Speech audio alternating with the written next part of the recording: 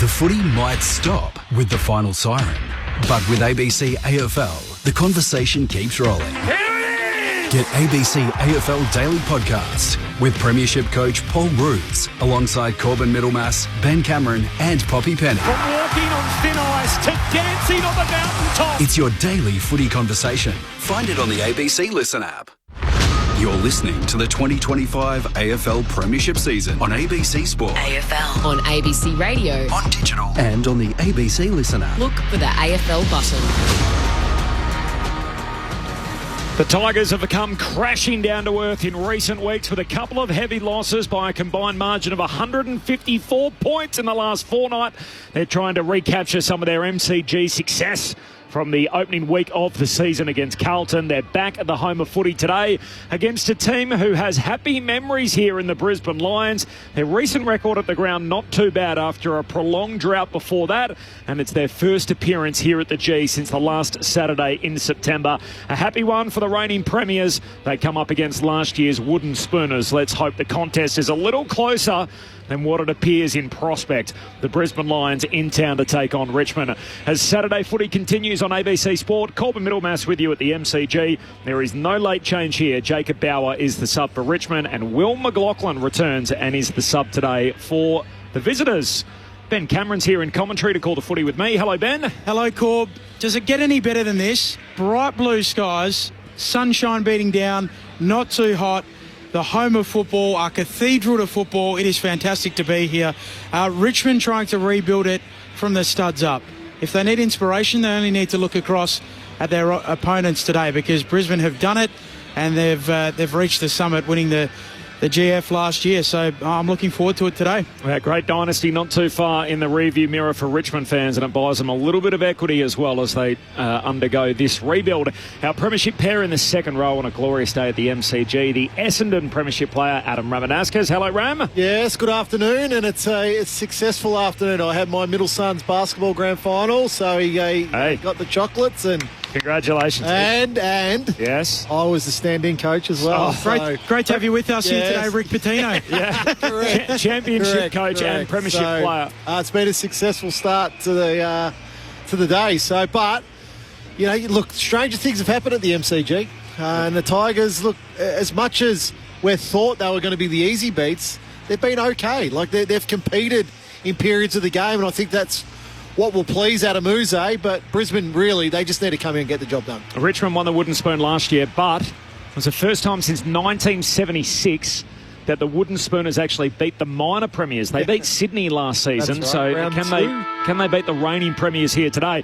Speaking not just of premiership players, one for the Collingwood Football Club and family offspring have also delivered basketball championships in the past week in Luke Ball. Hello, Bally. Just collecting chips, aren't we? Saturday afternoon team, remember? Hey, that's 3 for the back row here in less than a week, yeah. The Disco Wolves went back to back last Sunday, and then the Fire Wolves, so they're the under-12s and then the under-10s in one of the all-time great junior sporting contests you'll ever see. Went to overtime, a heavyweight clash, 1v2 on the ladder. Cinderella story, and off the inbound with 6 seconds to go. We drew up a play and executed, and mayhem ensued. So just come back down to earth, and it's great to be here though at the MCG on a Saturday afternoon. I think you're right. I mean, we know we probably expect the result that we're going to get today, don't we? We're just looking for effort, though, and it's probably fallen away a little bit after, you know, we know they had that unbelievable second half in round one against Carlton from the Tigers. So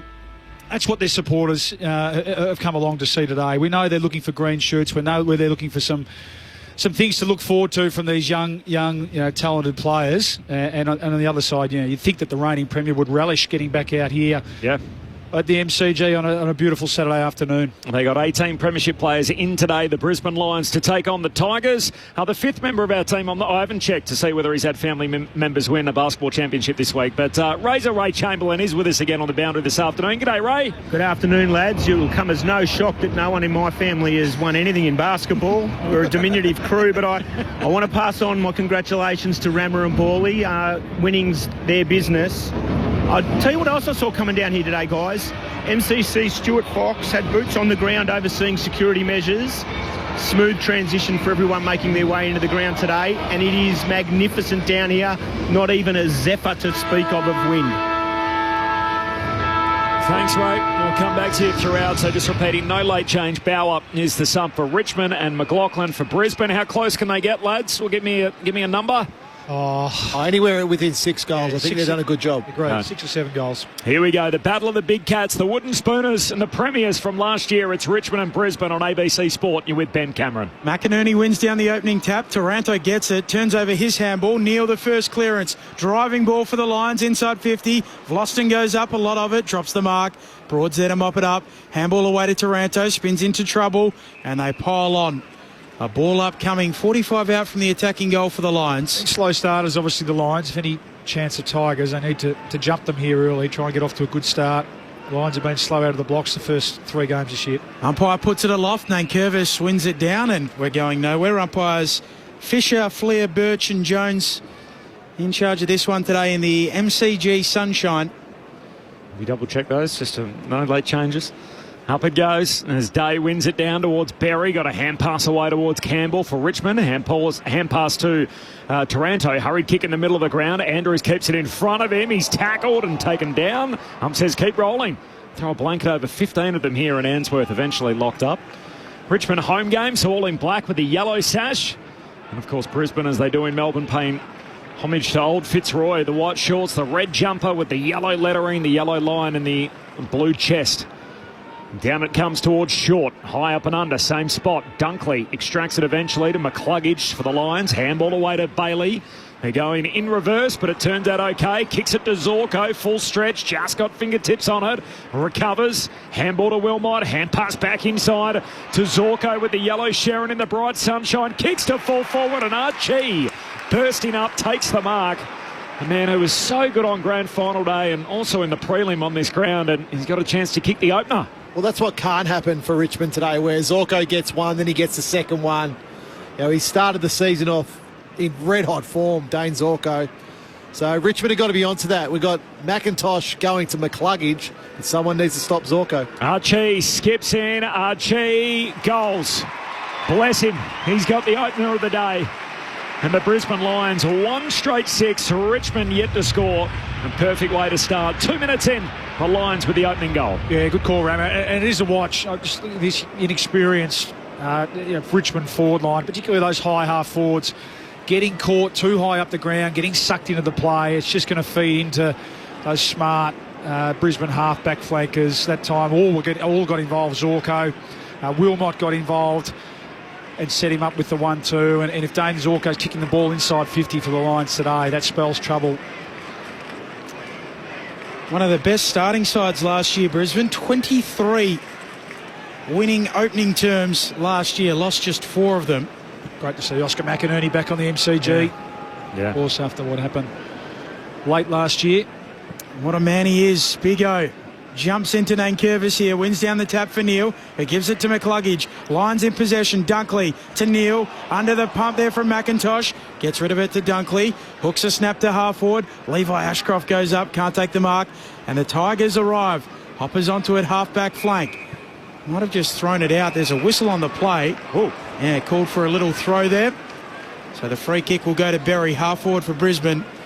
In the shadows of the members stand. Saturday footy on ABC Sport, round 4 from the G. Would have been a free kick for Brisbane anyway, because Hopper jammed it on the boot and kicked one which made the patrons scatter down beneath us as Berry puts a kick towards full forward for Brisbane. No mark taken. Pack forms top of the goal square for the Lions, and we'll have a ball up. Just repeating full time on the Gold Coast, the home team by 1. They beat Adelaide in a thriller. Game of the round delivered Saturday afternoon footy as Trainer gets it for Richmond. A series of hand passes. Eventually ends up coming out of defence, but straight into the lap. Off the boot of Smith. And as a result, it's been marked at centre half forward by Wilmot. He thinks he's got the leg here. Yeah, not sure about that. Yeah. Well, we heard from Chambo, not even a zephyr down there, so he'll take his best though. Again, no, just the Richmond high forward just getting sucked into the play, allowing the Brisbane the defenders to set up the wall and easy chess mark. Wilmot made his debut against Richmond in a final, has not missed a game since, as his kick is going to land short, still alive on the goal line, and frantic work. Vlosten has to knock it through. Frampton, he's not here tonight, it's a behind, so 1-1 to yet to score, 7 minutes into the 7 points the margin. We're only 4 minutes into the start of the game. Later time slots throwing me. I'm all over the place. Brisbane by 7 points, Saturday footy on ABC Sport. Short drives Richmond long into the middle of the ground. Lynch launching at it, spills down in front for Neil and the Lions. Off to Zorko, kicks out wide. Rayner marks, 53 out, runs inside 50, likes the look of it, and just misses away to the left. Very nearly. Sneaks it through for a minor score. All Brisbane to begin. 1-8. 5 minutes travelled opening term. Yeah, it's their prime movers too. Lockie Neal, already 4 possessions. Dunkley 4 possessions. Zorko 3. McCluggage 3. Inside 50s 5-0. Tigers work it up to the wing, and a nice mark taken by Blight. Looks like he's gone forward to play probably that defensive role on Harris Andrews today, trying to keep him busy. And Blight doesn't see a whole lot he likes up ahead, so just a long contest kick down the line, hands on it from Lynch, and Payne forces it out of play. Don't mind it, Rammer, even if he used to be a long-term centre-half back, go and learn how to play that role off one of the best in the business. That would be the message today from Adamuze, and already then leading his opponent to the ball. It's good. Has to get in line with the ball, has to stay dangerous, can't get caught in spots that aren't dangerous. Harris Andrews will cut them off all day. And Curvis from the boundary throw-in wins it down to Ross, so up against the boundary line, kicks inside the forward 50 for Richmond. Berry gets a clean run at it, spills it, falls down to Lawler, hand pass away hurriedly, and the shot goal, but is good. Off the boot of Steely Green, who kicks Richmond's first of the day, and their opening entry inside 50 results in a major. They need a bit more of that, the Tigers, as a heavy underdog this afternoon. 6.5 minutes in, Brisbane 1-8. They lead Richmond 1 straight 6. Steely Green kicks Richmond's first. Well, it's a simple mistake by Jared Berry there. Drops a really easy mark inside Richmond's forward 50, and Green, as a good crumbing forward is, he's there and ready to swoop, and he does so. You look what teams give at the start of each game and what Richmond are giving right now. So inside 50s are 5-1. So McIntosh has gone to McCluggage mainly. Now he's sort of stepped over to Lockie Neal. But Lockie Neal starts the game really well. But what also Richmond are giving is they're giving 2 spares behind the ball. Both Leicester and Wilmot without opponents. Named after the band, Steely Dan doing the dirty work there as Neal gets the clearance towards half forward. Trying to pick it up, Morris. Can't get it the first time. Goes again. Second, third time he's got it. Eventually the ball spits out. Trying to get involved, Zach Bailey gets it moving forward, but short mops up across half-back for the Tigers. Off to Lawler, off to Brown, good kick. And here he is again. Steely Green reeling in the mark as he kicks around the wing. And they move it up towards half-forward. Armstrong looks inside 50, trying to find Lynch. Over his head, and it tumbles out. Yeah. And it's thrown in the right forward pocket. Look, good mark by Armstrong, but just take that little bit of grass in front. Yeah, too unselfish. And just have a go. Have a go from 60. If that's for the Centurion Dragons last year, it's just head down and take your 10 and kick the goal, isn't it? Brisbane by 2. Forward 50 stoppage for Richmond. Lawler passing through, left it behind. Soccer deeper inside 50, and Green runs out of space with the footy. Boundary throw in forward pocket for the Tigers. 2-point lead for Brisbane. Full time on the Gold Coast. Suns by 1 over the Crows. Saturday footy on ABC Sport. Glorious day at the MCG. Clear blue skies above 18 degrees as McInerney knocks it down for Brisbane. Richmond win it though, having a few wins here as Hopper gives it to Ross. Away to Lawler, kicks inside the forward 50. There's a free kick. He's going to get it. Lawler's got it here. It's Trezizer's kick, looking for the number 1 pick. And he was stationed underneath it, got a hand across the shoulder. It's against Fletcher. Yeah. And a free kick for the number 1 pick just right of centre. Well, just obviously a little bit of holding there. This is where Lawler's not your typical first year player. He's got the body that he can hold himself in those marking contests, in those strength contests. Here we go. The number 1 pick, Sam Lawler. His drop punt misses. Very casual. Out to the right and behind. So Richmond 1-1, Brisbane 1-2. Lions dominated the first 6 or so minutes. Richmond having a few more wins in the last few moments. We're only 9 minutes into the opening term. It is Brisbane by a point. Zorko to Will Ashcroft, who moves it on to Fletcher, who moves it out wide to Payne. Halfback flank for the Lions, short for Levi Ashcroft. Swings a handball to his brother Will. He'll kick around the members' wing for the Lions, up towards Morris. Up he goes, very nearly marked it. Ball hits the deck, he knocks it out. Loston cleans up, halfback flank for the Tigers. Kicks up to the wing, turns it over. Levi Ashcroft bobs up to mark on the logo for Brisbane. We love Levi Ashcroft. He's, of course, sat in this box, didn't he? Grand final day last year, but get ready to watch his brother, and of course taken top 5 in the draft. He kicks to Hipwood here, who marks, drives it deeper forward, turnover, and Nankervis amongst 3 Tigers picks it off. Immediately swings it to fullback for Short. Hand pass to Trainer, right back pocket. Goes on a little bit of a run, drives it further afield, and a good mark for Armstrong. Yeah, I like this from Armstrong. Get himself up the field. Trying to be a target, presenting at the kicker rather than sort of staying home in that forward line. Oh, Armstrong told to go, so just kicks off a step down the wing. Andrews underneath it, spills the mark, flies through towards Payne. His teammate got a handball away. Gee, his teammate just drilled as soon as he grabbed the footy there. And the umpire says, I'll have it. Collected the ball, Lester, and just absolutely drilled in the Lynch tackle. Yeah. Ball up on that southern wing. 11 minutes into the opening term. Brisbane Lions by a point, but Richmond with a bit of momentum. Adamuze did say he didn't want him to change the way he goes about it. Live footy on the logo. McCluggage picks it up. Back feeds a handball to McInerney. Short kick for Neal. Not the required distance. Moves it forward to Archie. High half forward here for the Lions. He looks out towards half forward. Cameron on a searching lead marks. 53 out against the boundary line. Wheels and goes. Morris at full forward. Getting back. The Tigers doing a good job reaching in there. Miller punches it out of play and a throw in left forward pocket for Brisbane. They led it by a point, 11 played. There's no late change coming in. The 2 subs, Bauer and McLaughlin. How about that, by the way? So Richmond lost to St Kilda last week by 82 points. They made 1 change, and it was a forced change, given the fact Mansell was suspended. Look at this. So the boundary throw in here, and then McIntosh and Hipwood, Nankervis and Hipwood are the 2 ruckmen. They're 40 metres away from the boundary line. It's a long way back, isn't it? It's ridiculous. There's a blood rule downstairs. We'll get... As Ben Cameron taught us last year, it's 18 up and 18 far. That's just right? 18 in. I think you got confused. Right. We're changing it now, are we? That's just 18 in. 18 in. Yeah.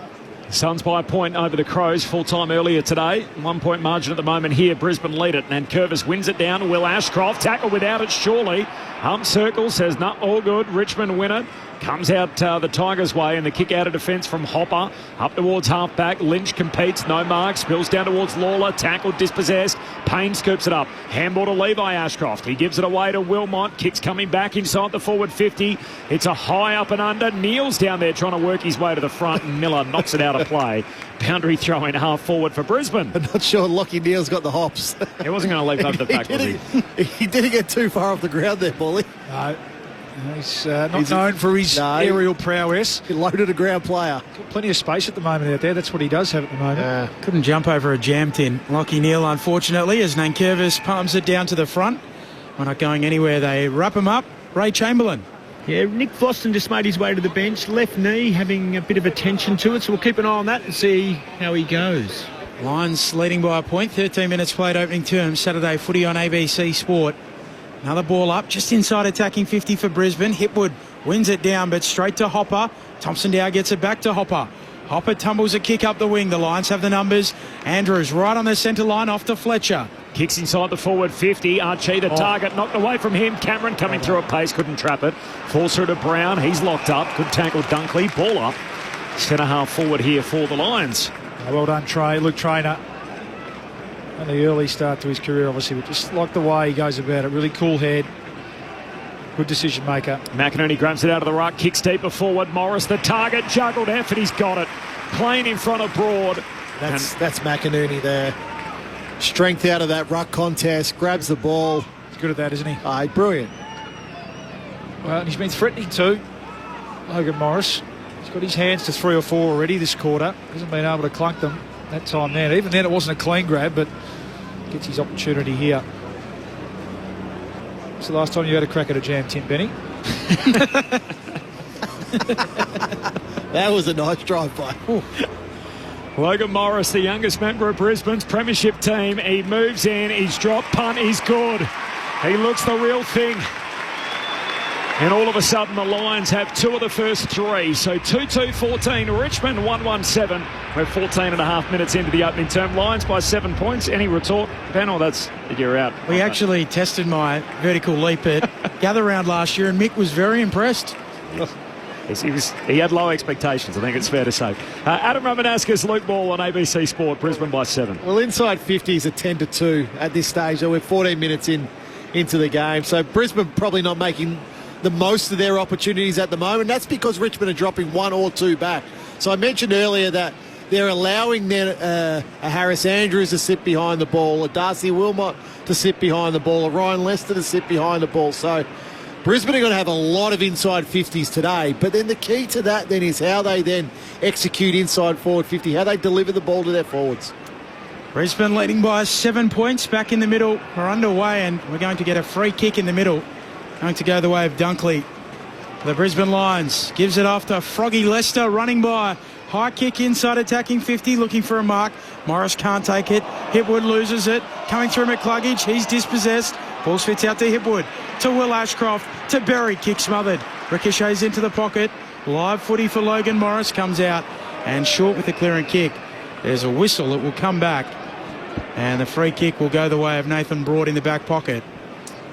So Morris just called for a throw. Desperation there. Holding up pretty well, the Lions. The Tigers. Under this weight of inside 50s. He's one of only 6 premiership players out there today for Richmond. Nathan Broad sharing 15 medallions. He has 3 of them. He goes short to another man. He's got a few in Jaden Short. Also a best and fairest in a premiership year. Off the back flank, high up and under down the wing. Blight hands to it, no mark. Spills down to Andrews. He's tackled and a ball up on the wing. So Brisbane with 18 from their premiership side last year. Few absent. Obviously Lohman not playing. He was in last week. Misses again with that ankle complaint. Lions get it going forward. Levi Clever taps it to Will Ashcroft. He's mowed down immediately. The chase down tackle by Trezise, and we'll have a ball up here high half forward for Brisbane. Pressure's good, the Tigers. Up to 15 tackles, so their intensity, they're not missing many. There's been a couple of good smothers, just holding up pretty well. Nice tap from Day right down into the path of Rayner bursting through, but runs straight into Taranto. Well, ran straight into Taranto and caught holding the ball. So free kick going the way of Tim Taranto as he sends it up to the wing, in from the side. Fletcher takes a nice mark on the wing. Right beneath the members. Brisbane back in possession.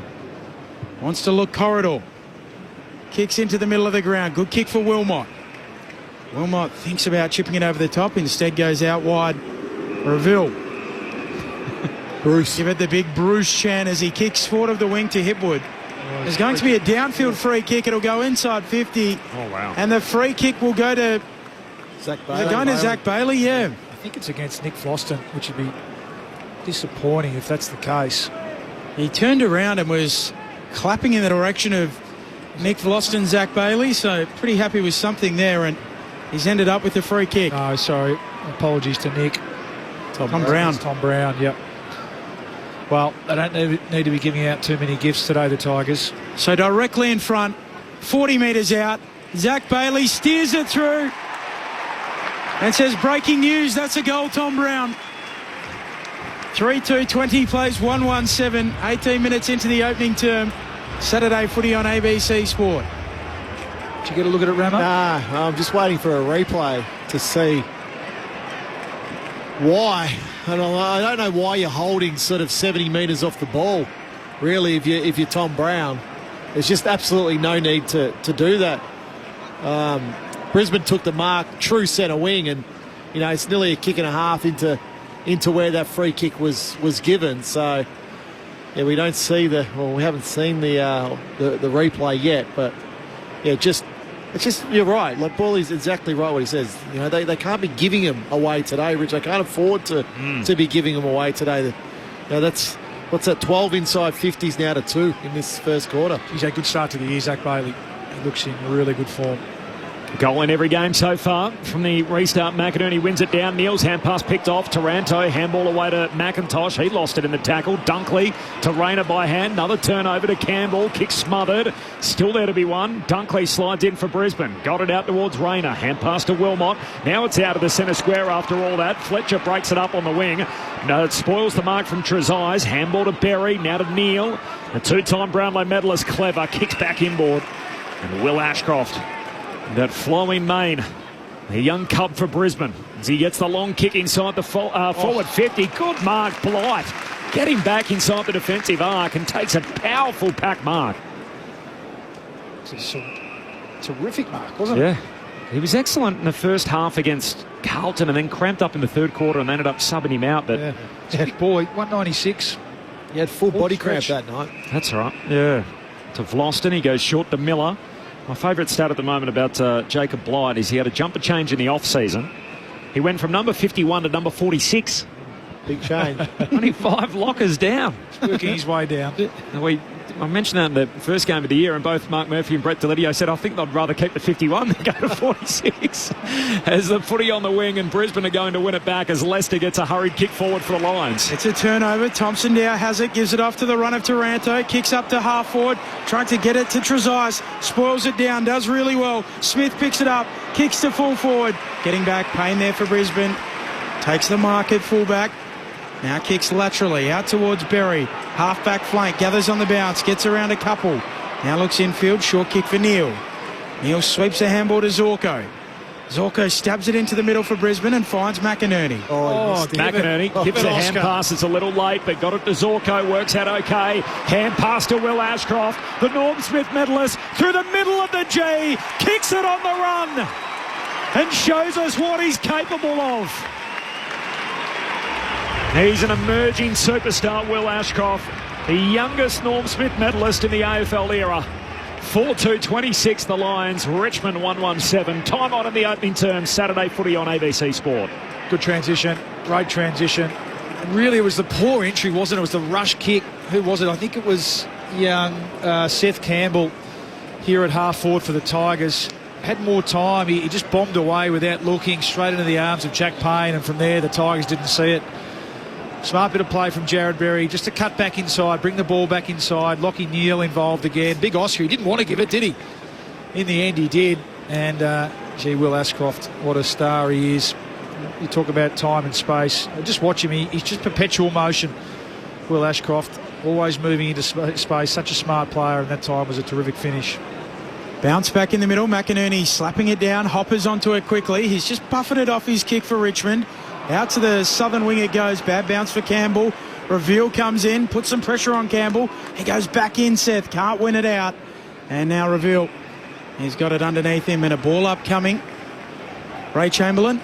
The man who started that last chain for the goal, Jared Berry, interesting start to the game. Appeared to get a blow early on in the back and ribs area on his haunches. And the ARC intervened and asked Brisbane to get him off the ground and just give him a little bit of observation. He's back out there now clearly and unaffected, but yeah, a little bit of an interesting turn of events. That's good work from you, Ray, all over it there as Brisbane go through the middle. Rayner off to Neal, kicks up to half forward, through the hands of Cameron, free kick. Caleb Smith gave him a little shove, advantage taken. Onto it is Cameron. He snaps on goal and it's offline. Through for a minor score. I don't know why that's a push in the back. No, I agree. No free kick. Look, Cameron pulled up. Good lesson, though, for the young Tiger, wasn't it? Don't stop. Don't stop. Yeah, let him turn around, get goal side, and he's let him off the hook there, Charlie Cameron. I reckon he's got to run that in and kick it straight, don't you? From 20 metres out. Made it harder for himself running around the body. Just got to hang on for dear life here, the Tigers. It's looking pretty ominous. There's just so much time and space through the corridor, isn't there, for the Lions to show their precise skills. A game-high lead, 20 points. Vloston takes ground from the kick-out, goes long to the wing. No mark from Nankervis. Spills down to Zorko for Brisbane. Handball to McCluggage, to Levi, to Will. They combine again, the Ashcrofts. Back to Levi against the boundary line. Shakes the would-be tackle. Levi kicks goalward, misses near side. Gee, it would have been something special with the Ashcroft boys. Not to be. Seeing double, aren't you? They just move the same. It's it's very sort exciting. Of bit of Dacos waxing going on there, no doubt. Brisbane by 21, 24 gone opening quarter. Sonzi kicks around the wing and Ross marks. They've got their sister who's about to enter the AFLW program as well. Sonsie. The under-16 program at the moment. To Ross, who goes to Hopper, goes back to Ross, kicks up the half forward. Good mark, Blight. Running back with the flight, he takes the mark, 48 out, 45-degree angle, half forward. Wheels around, likes the look of it. Sends it to the opposite pocket, down near the behind post, and it tumbles out. Throwing coming. Right forward pocket for Richmond. Gee, the mitts are sticky, aren't they? Yeah. Make a Blight at the moment. Just get it in his vicinity. I thought with that surname, he was going to kick a barrel from out there, Paulie. Yeah. Brisbane lead it by 21 points, 24 played. Saturday footy on ABC Sport. Forward 50 stoppage for Richmond. McInerney over the top, knocks it down straight to McCluggage, trying to clear it out of defensive 50. Cameron Clever paddles it down to Levi Ashcroft. He's taken high. A free kick. The youngest man on the ground will get it. Picked 5 in last year's national draft. By the way, Levi Ashcroft actually doesn't celebrate his 19th birthday until a week before Christmas. So one of the youngest in his draft class. Despite the fact he's ready to go. Kicks to Ainsworth, wins a free kick in the one-on-one. Handball to Rayner, kicks down to McCluggage. He started this chain. Now kicks inside 50 and Morris marks left half forward, 45 out.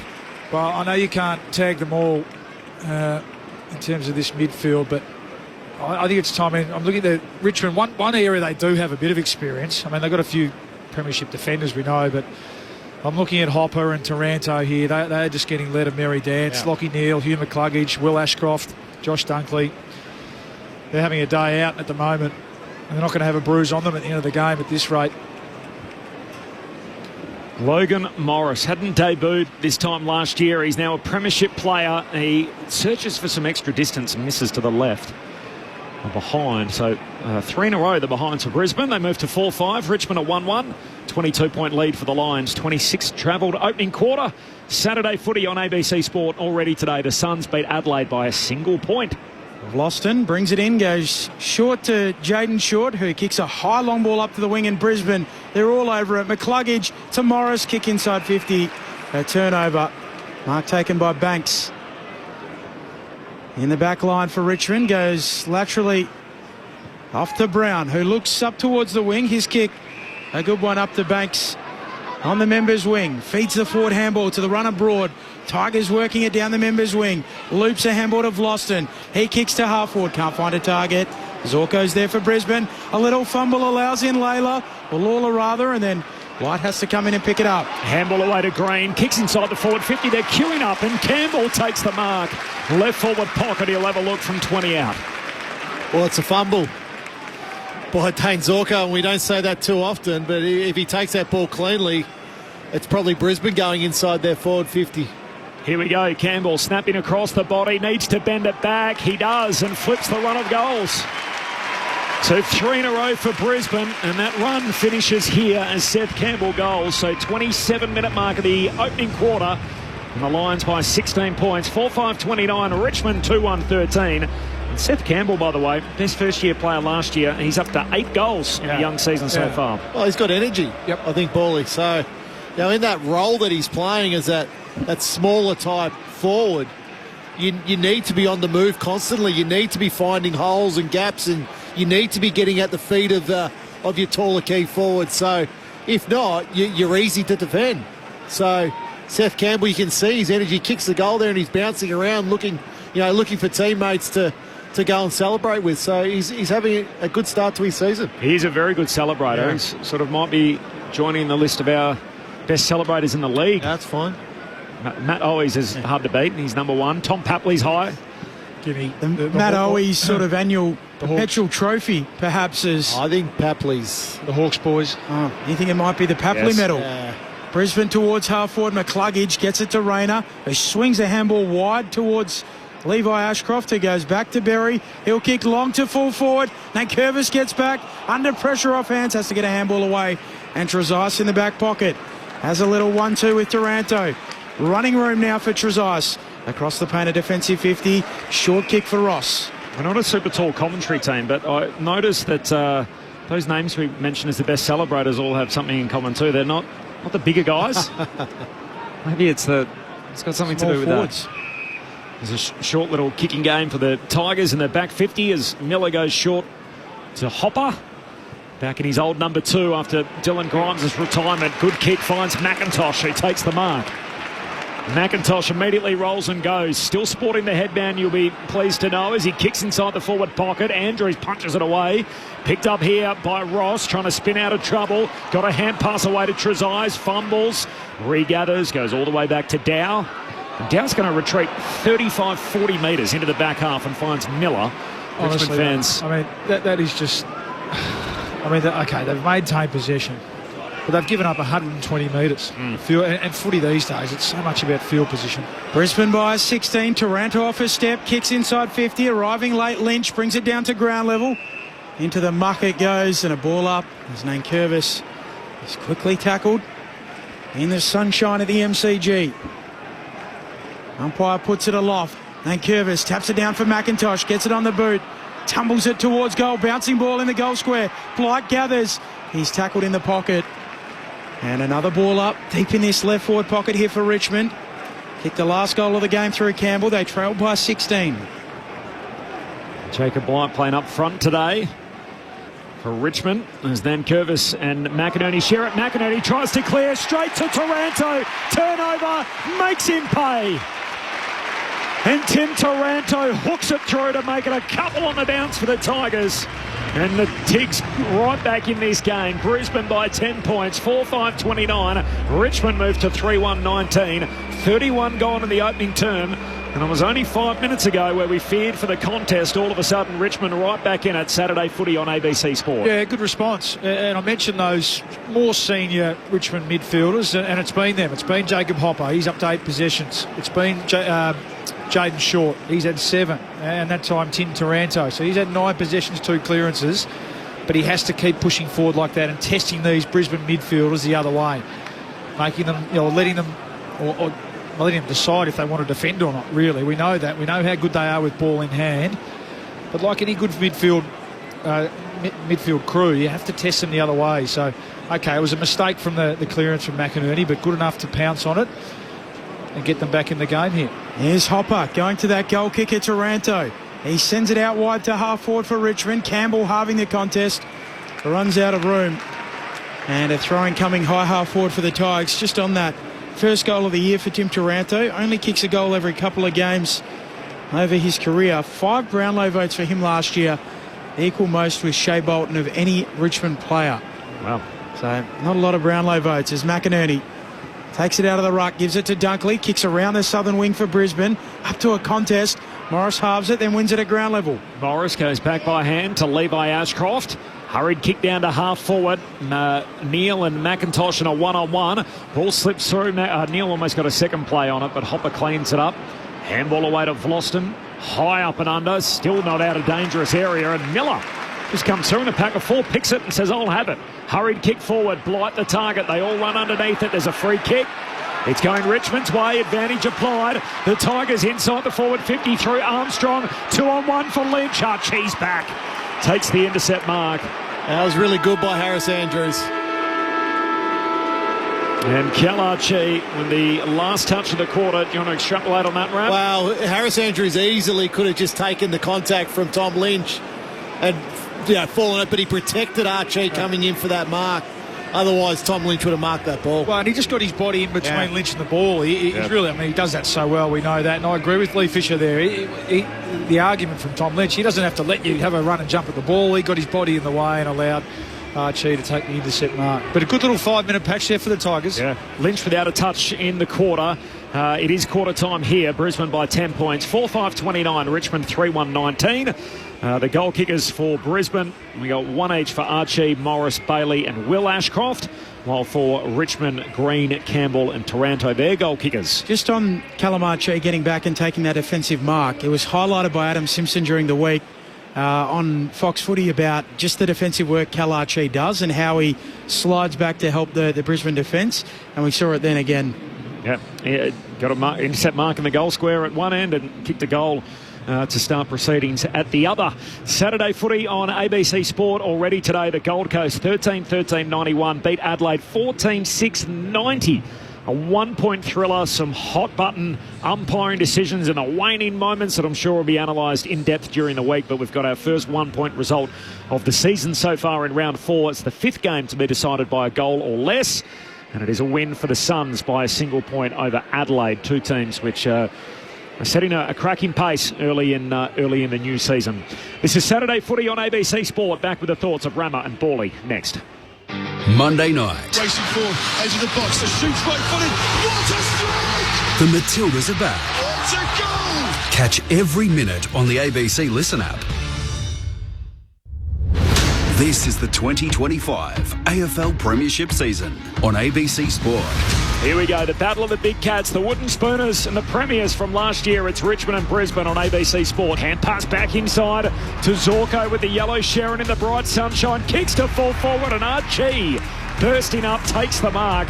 Well, that's what can't happen for Richmond today, where Zorko gets one, then he gets the second one. Now, he started the season off in red-hot form, Dane Zorko. Archie skips in, Archie goals. Bless him, he's got the opener of the day.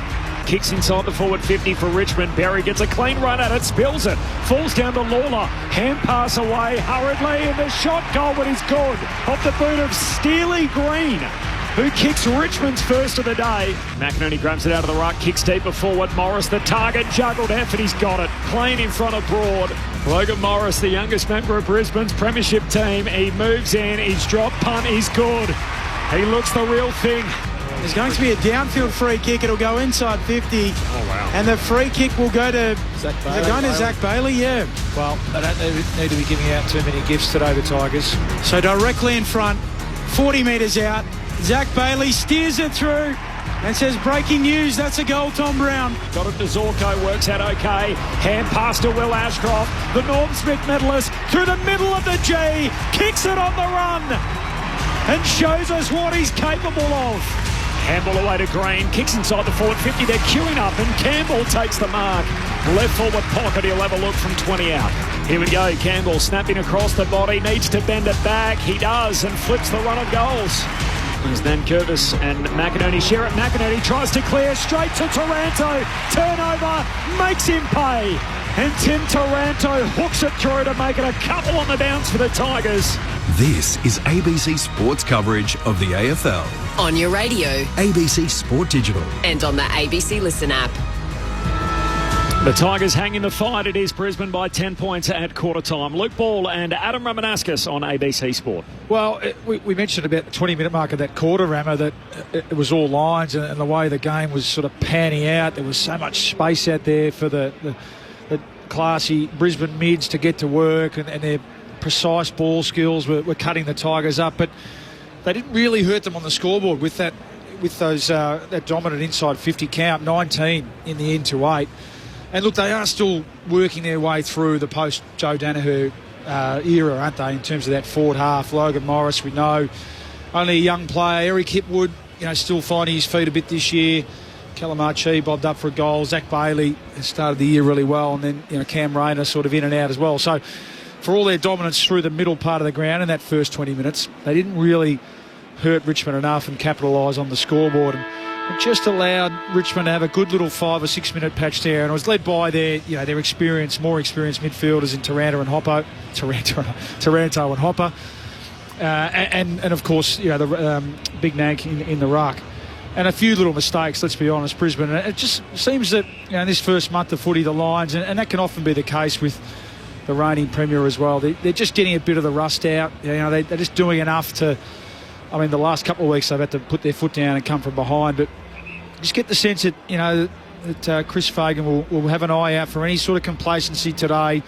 We know they don't get too many opportunities to come back here and play on the MCG, so they'll want to play well. And there's players that like Reveal and Morris himself, young Levi Ashcroft, that are trying to stamp their mark on this team early in the season. So, I mean, it feels like Brisbane are clearly a dominant side, but I just like what I saw in terms of that last 5 or 6 minutes for the Tigers. They're certainly having a crack. Their tackle counts up. The supporters have to be impressed with that. They've had 20 tackles for the quarter.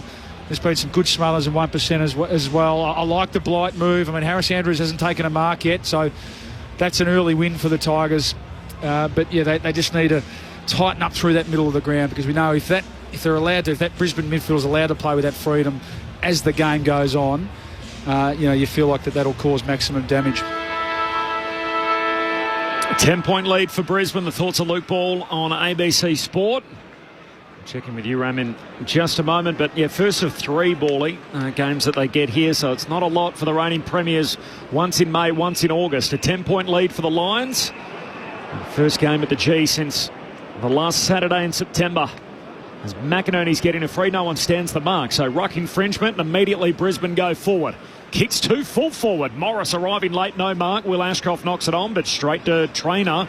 He kicks it left angles all the way towards the boundary line, and it trickles out of play. The ump says, good umpiring. Throw it in. What do you reckon, Ram? What do you make of that opening turn? Look, I think Richmond stayed in the game with their tackle pressure. Otherwise, the scoreboard could have been a lot different. So Richmond got a couple of late goals to hang in there, but I think tackle pressure's key.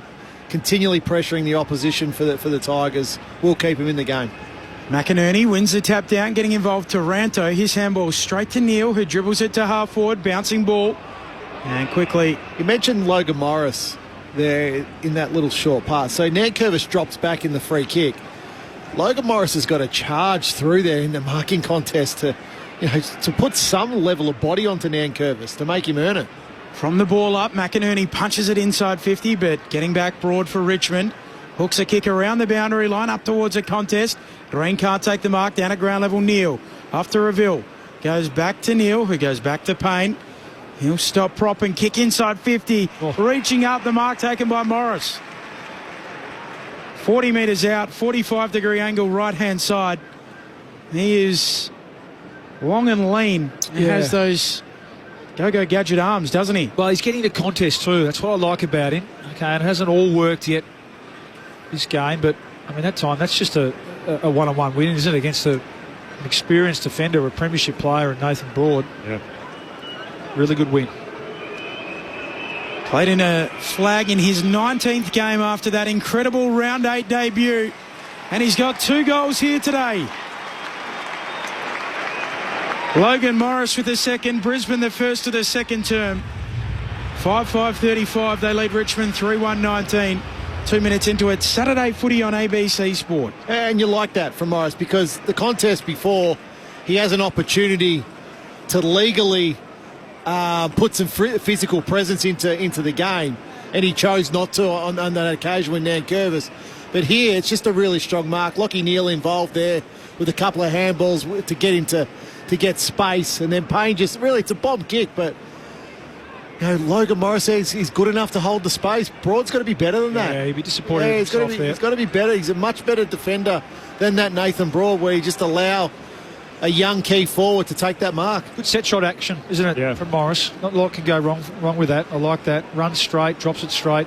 McInerney hits it once, twice, and a third time in behind him, and Taranto lays a tackle on McCluggage. Umpire blows his whistle and says ball up.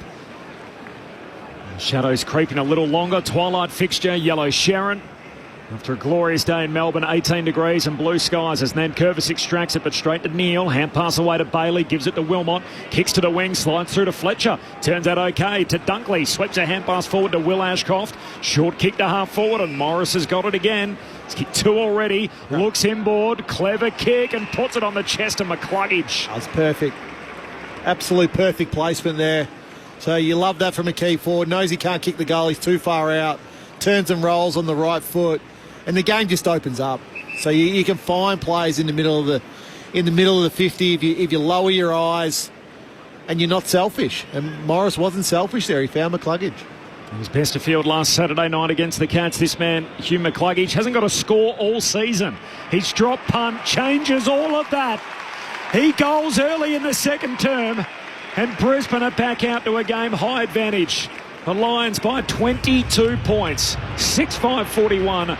Richmond 3-1-19. 4 minutes travelled in the second term. Saturday footy on ABC Sport. Oh, lovely finish. And it was just a spread, wasn't it? So the loose ball out here on the wing, and it was just work rate. So Ashcroft, Wilmot was involved. I think it was Berry. Just really smart players, isn't it? Just getting forward of the ball at the right time. And beautiful use. I mean, Ashcroft just doesn't waste it, does he? He's had 6 kicks at 100%. And then Morris good enough to lower his eyes as well. Rather than, we could have wheeled around and bombed away, but McCluggage smart to spread forward into a pocket of space.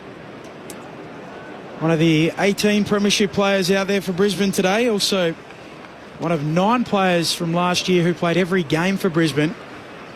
Had 11 in total, but Kyle Lohmann not out there today, and Joe Danaher retired as Rayner gets the clearance on his non-preferred left, kicks inside 50. Vlosten, defensive mark for Richmond. Lions by 22 points. Vlosten short to Broad. Broad kicks laterally out to the halfback flank, and Miller accepts it. Pokes it short to that man, Jaden Short. He wants to go with the switch. Back inside defensive 50. His kick, a good one to Trainer.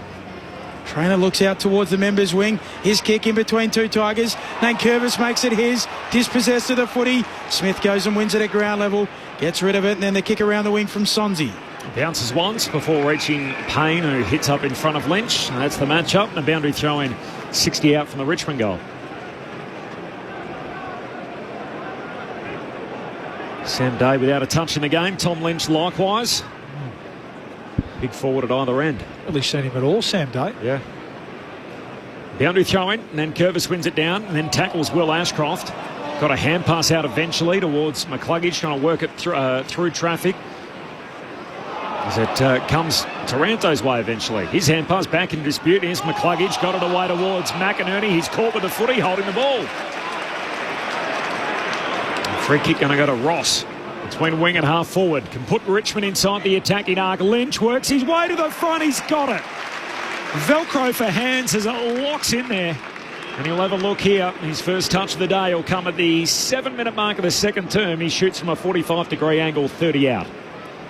Well, it's that tackle pressure again, Rammer. As you said, really that they have to try and maintain that level of pressure. Everyone talks about the pressure index these days. It can't drop off.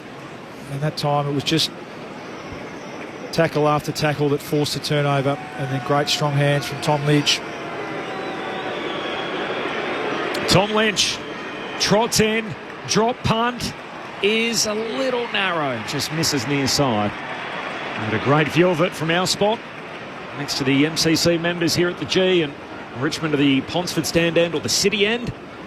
Trims one off the Brisbane lead, which is back to 21 points. 7.5 gone in the second quarter. Saturday footy on ABC Sport. Zorko with the kick in up the middle to McInerney. Gives it off by hand to the dual Brownlow medalist Neil. Off to Ainsworth. Kicks around the members' wing. Morris nearly reels it in with one hand. Has to get it on the bounce. His handball straight to the Tigers. Nankervis. Half-back flank. Gets it back to McIntosh. Fumble allows him McCluggage. Might have legged him, he did. Free kick picked out there by the umpire, going the way of McCluggage. 60 out from goal for Brisbane. Chisels it into the pocket. Very nearly down their day. Nearly marked it between his legs. Ricocheted off his knees into a contest, and the pack forms a ball up coming left forward pocket. Cam Rayner very unlucky not to get a free kick there. He was blocked out of the contest. Certainly appealed for it, and as Day doing some of the ruck work here. Ball comes down towards Will Ashcroft. The Daniel Wells effort. Jams it on the boot and a mark. Great effort. And Bailey hangs onto it just outside the goal square, but Will Ashcroft, who kicked goal of the year before last, and there's the Daniel Wells effort just mid-air, jams it on the boot and turns out all right. Did it go 15? Probably not, but I'm glad that it's been paid, because we get to see that in replay. It's freaky stuff from Ashcroft. He practices it though. He posts that sort of stuff on social media all the time. His goal of the year was very similar. Here's Bailey to finish it off, and that is the goal assist of the year to Will Ashcroft as Bailey doubles up for the day. Brisbane by 27 points, 9 gone in the second term. The Lions 7-5-47, Richmond 3-2-20, a 27-point buffer for Brisbane. Well, look, that's where the game's going, I think, from a stoppage point of view there with Ashcroft. So you look there. Well, if he goes to the ground, he gets tackled. Yeah. So now it's about, we want to move the ball out of the contest, particularly in our forward line. These new modern midfielders, that people go, that was a fluke. But he's done that before, Will Ashcroft. So it's not a fluke. He's thinking about doing that in that very moment. So he knows if he comes back down, he's getting tackled. Absolutely, he does. So he catches the ball, kicks in the same motion as he's levitating. Not many can do that. Amazing. He's got such a smart footy brain. Here he is in the middle, getting the tap from McInerney, standing up in a tackle this time and getting a handball moving forward. Hipwood leaves it behind. Thompson Dow goes in. Thompson Dow wins it. Handball to Hopper. Richmond come away with it. Shorts handball out to Trezise. Backside of the logo. Now kicks out wide. His kick good to Steely Green.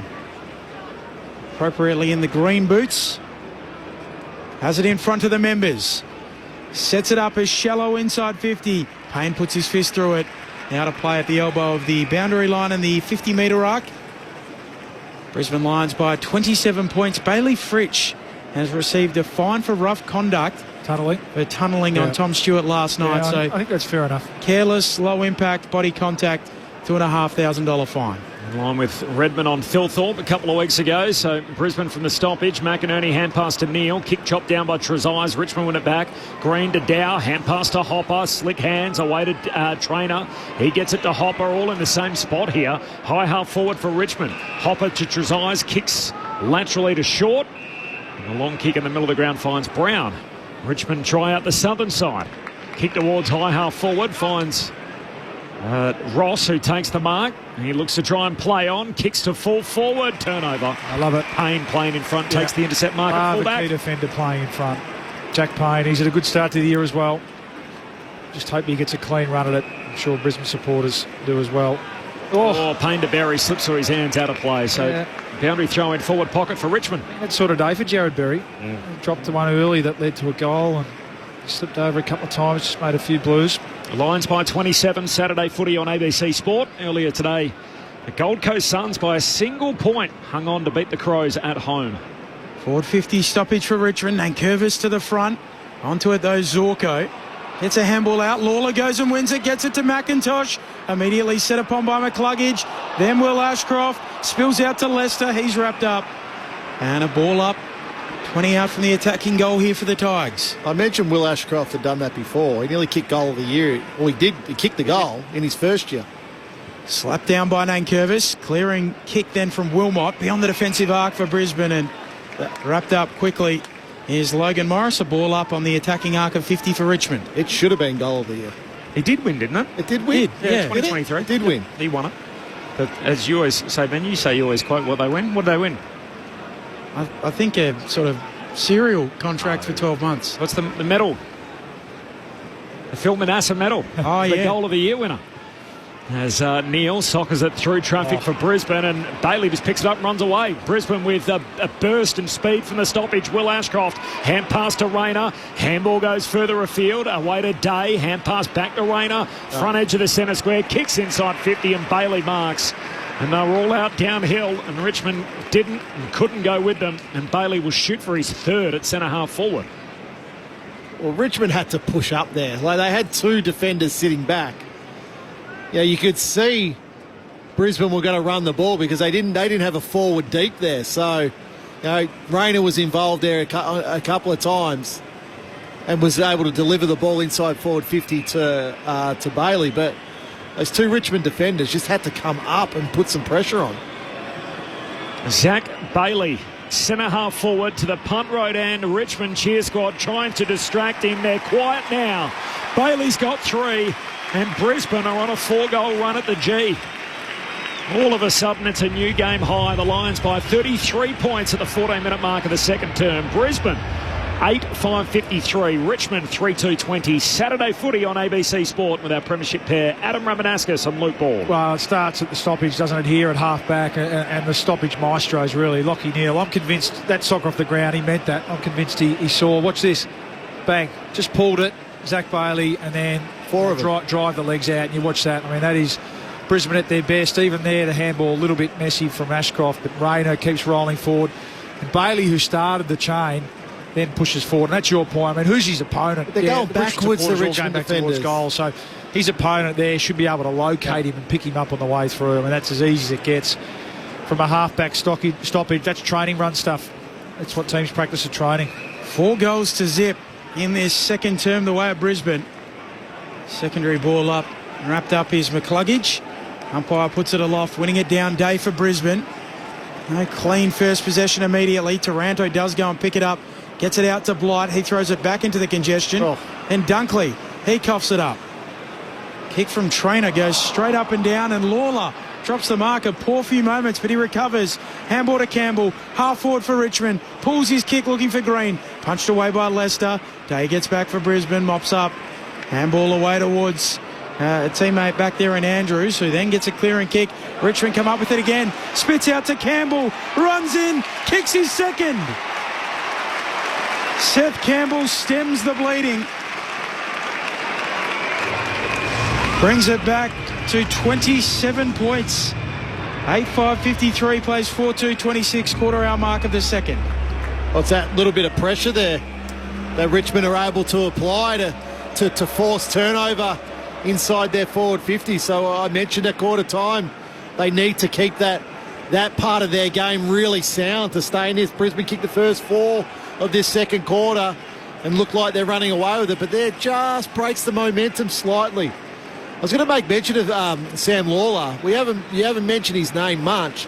I'd love to see him just come up for a few centre bounces now, come up to a few contests, start to try get his hands on the football. He's the second deepest forward at the moment. Tom Lynch is in the goal square, that he's in front of Tom Lynch with Harris Andrews as his opponent. Love to see him just up in the play. Day doing some of the ruck work, palms it down to his opposite number, Taranto, who's tackled the ground, and the umpire says, holding the ball. Oh, jeez, that's hot. Free kick going to go Brisbane's way. Taranto wants to continue the conversation. Rayner just dishes off the hand pass to the man riding shotgun. That's Zorko. Kicks to full forward. Hands on it from Cameron. No mark. Spills down in front of Bruce, who picks it up. Reveal. Hand pass back inboard. Stolen away, though, by Brown. He's in the back pocket. Cameron almost runs him down. Just got it away to Vlostone. Hand pass over his shoulder to Sonzi. Works it out to Banks. His hand pass missed the target. Rayner's onto it. Gives it off to McCluggage. McCluggage sprays it wildly. Hits the behind post. Out on the full. This is everything on the run. So Brisbane by 27 points. 17 gone second term. Saturday footy on ABC Sport. Had another one to give there, Hugh. He hasn't done much wrong today at all. But he had another couple of teammates lining up there. In the end, had to sort of rush a shot for goal on the left foot. Brisbane lead by 27 points. Short kick from Broad to Vloston, who sends it long up to the wing. In front, roving the pack, Will Ashcroft. Off to Dunkley, to Hipwood, back to McCluggage. Pressured out of it, coughs up the footy. Richmond have the numbers. Traynor coughs it up. Coming through, Lockie Neal, he leaves it behind. And then Taranto goes and gets it. He'll tumble a kick into the middle of the ground. Bouncing ball. Payne's there for Brisbane, gathers. Goes back with the handball, away to Zorko. Now Zorko can switch with the kick. Out towards the members' wing and Fletcher. Fletcher marks, moves it up for Bailey, trying to take it in between two Tigers, and the Tigers win out. Brown gets rid of it, away to Traynor, who kicks up to Lynch. Wanted Lynch. Payne knocks it away from him and out of play. So Payne winning that matchup so far. Tom Lynch just the one kick for the day on the back of a mark inside 50. Missed that shot. Came earlier in the quarter, and Jack Payne, what a player he's become. 5 votes in the Coaches Award last Saturday night. A win over Geelong. Third best on the ground behind McCluggage and Neal. From the boundary throw-in, hand pass from Levi Ashcroft. Got it away to Fletcher, the 1-2. And the darting run. Got it back from Rayner. Fletcher off balance. Was he pushed in the back? Of course he was. Says no. Picked up by Vloston. He's helped out a play and a throw-in. 55 out from the Brisbane goal. That's ridiculous. That's right. Right in front of our man Ray Chamberlain. How'd you see it, Ray? Alternate view to the umpire. I'd like to see his. Looked a bit in the side, one in the side, one in the back, boys. I'm going to sit on the fence on that one. Ray, come on.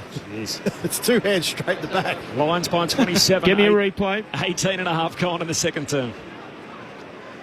Another ball up here. Well, you don't go forward if you get pushed in the side. You do if you're running. Next. Physics with Ray Chamberlain. Nankervis wins the tap down. Coming away with it, Cameron. He's run down. Ford holding the ball. Good defensive tackle there from Thompson Dow. Ray Chamberlain. Just noticed as he was tackled, he fell forward, given that he was running forward. I could argue all day, Ray. I could argue all day if you like. Thompson Dow kicks up to the wing, and Nankervis, he makes it his in the marking contest. Playing in front. Brisbane lead it by 27. Kicks up towards Blight. He plucks it. Good work here from the Tigers down the members' wing. Brisbane by 27 points. Saturday footy on ABC Sport. So Blight The customary shoulder strapping, kicks the centre half forward. No one competes, and Hipwood's back to take the intercept mark for Brisbane, but raffled it amongst three of his mates. Ticking into time on here in the second quarter. It's Brisbane by 27 points. He goes back to Andrews, and now the short kick to Zorko.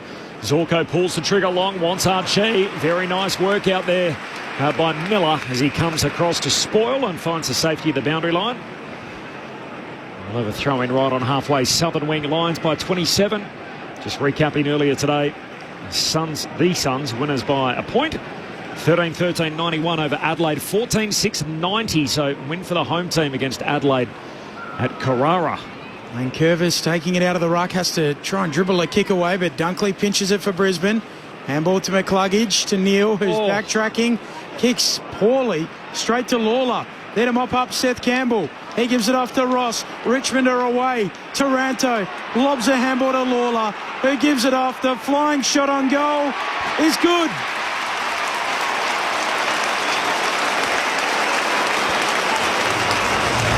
Put through by Sam Banks to finish. The great build-up from Richmond.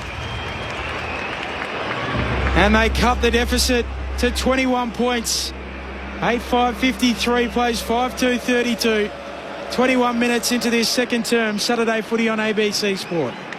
Well, it's pressure again. That time, even just the chase forced a pretty ordinary decision, one that we're not used to seeing from the dual Brownlow medalist and Lachie Neale, and you could tell he knew he made a blue, kicking it back to a 50-50, and then the Tigers were good enough to swarm on that. A couple of handballs and a lovely finish. So just being a little bit, I mean, we spoke about the pressure really is the only thing keeping the Tigers in it. At the moment, the Lions are inviting them to stay in it. Just being a little bit cute, a little bit flippant with the footy, trying to play perfect footy all the time.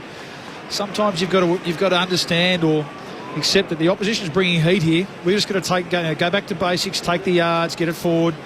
Just being a little bit cute at times here. That'll be frustrating, Chris Fagan.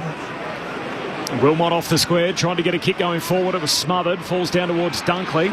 Hand pass away in the path of Short, and in the end there's a turnover as the hand pass goes back into dispute and picked up by the Lions.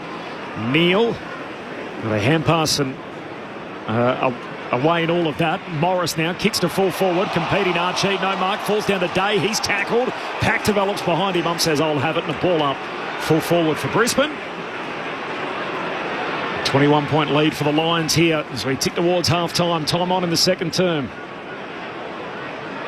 Umpire tosses it up. Day wins it down. Smith had a play on it, but it spills down towards McIntosh for Richmond. Hand pass to Sonzi. Out of defence, high up and under next to the boundary line, and a good mark for Fletcher. A good Fletcher. Settled him down behind the ball. He's adding a few strings to his bow here, the ability to defend and then run off and generate some drive forward. Fletcher inside a crowded forward 50, kicks to the big man McInerney, no mark, falls to Vlosten, stolen away by Rayner, and then Vlosten tackles him. He's not going anywhere in a hurry, and a ball up 45 metres out from the Brisbane goal, so the margin trimmed to 21 on the back of that last goal. 23 gone in the second term, couple on the bounce for the Tigs. McInerney slapping it down onto it, Broad, gives it off to Brown, straight up and down his kick, goes beyond defensive 50, Lawler coming up, can't take the mark. Berry roves it for Brisbane. Half forward for them. Retreating handball from Neal. Back towards Payne, who sets it up inside 50. Back forms. Spills down. Levi Ashcroft snaps and misses.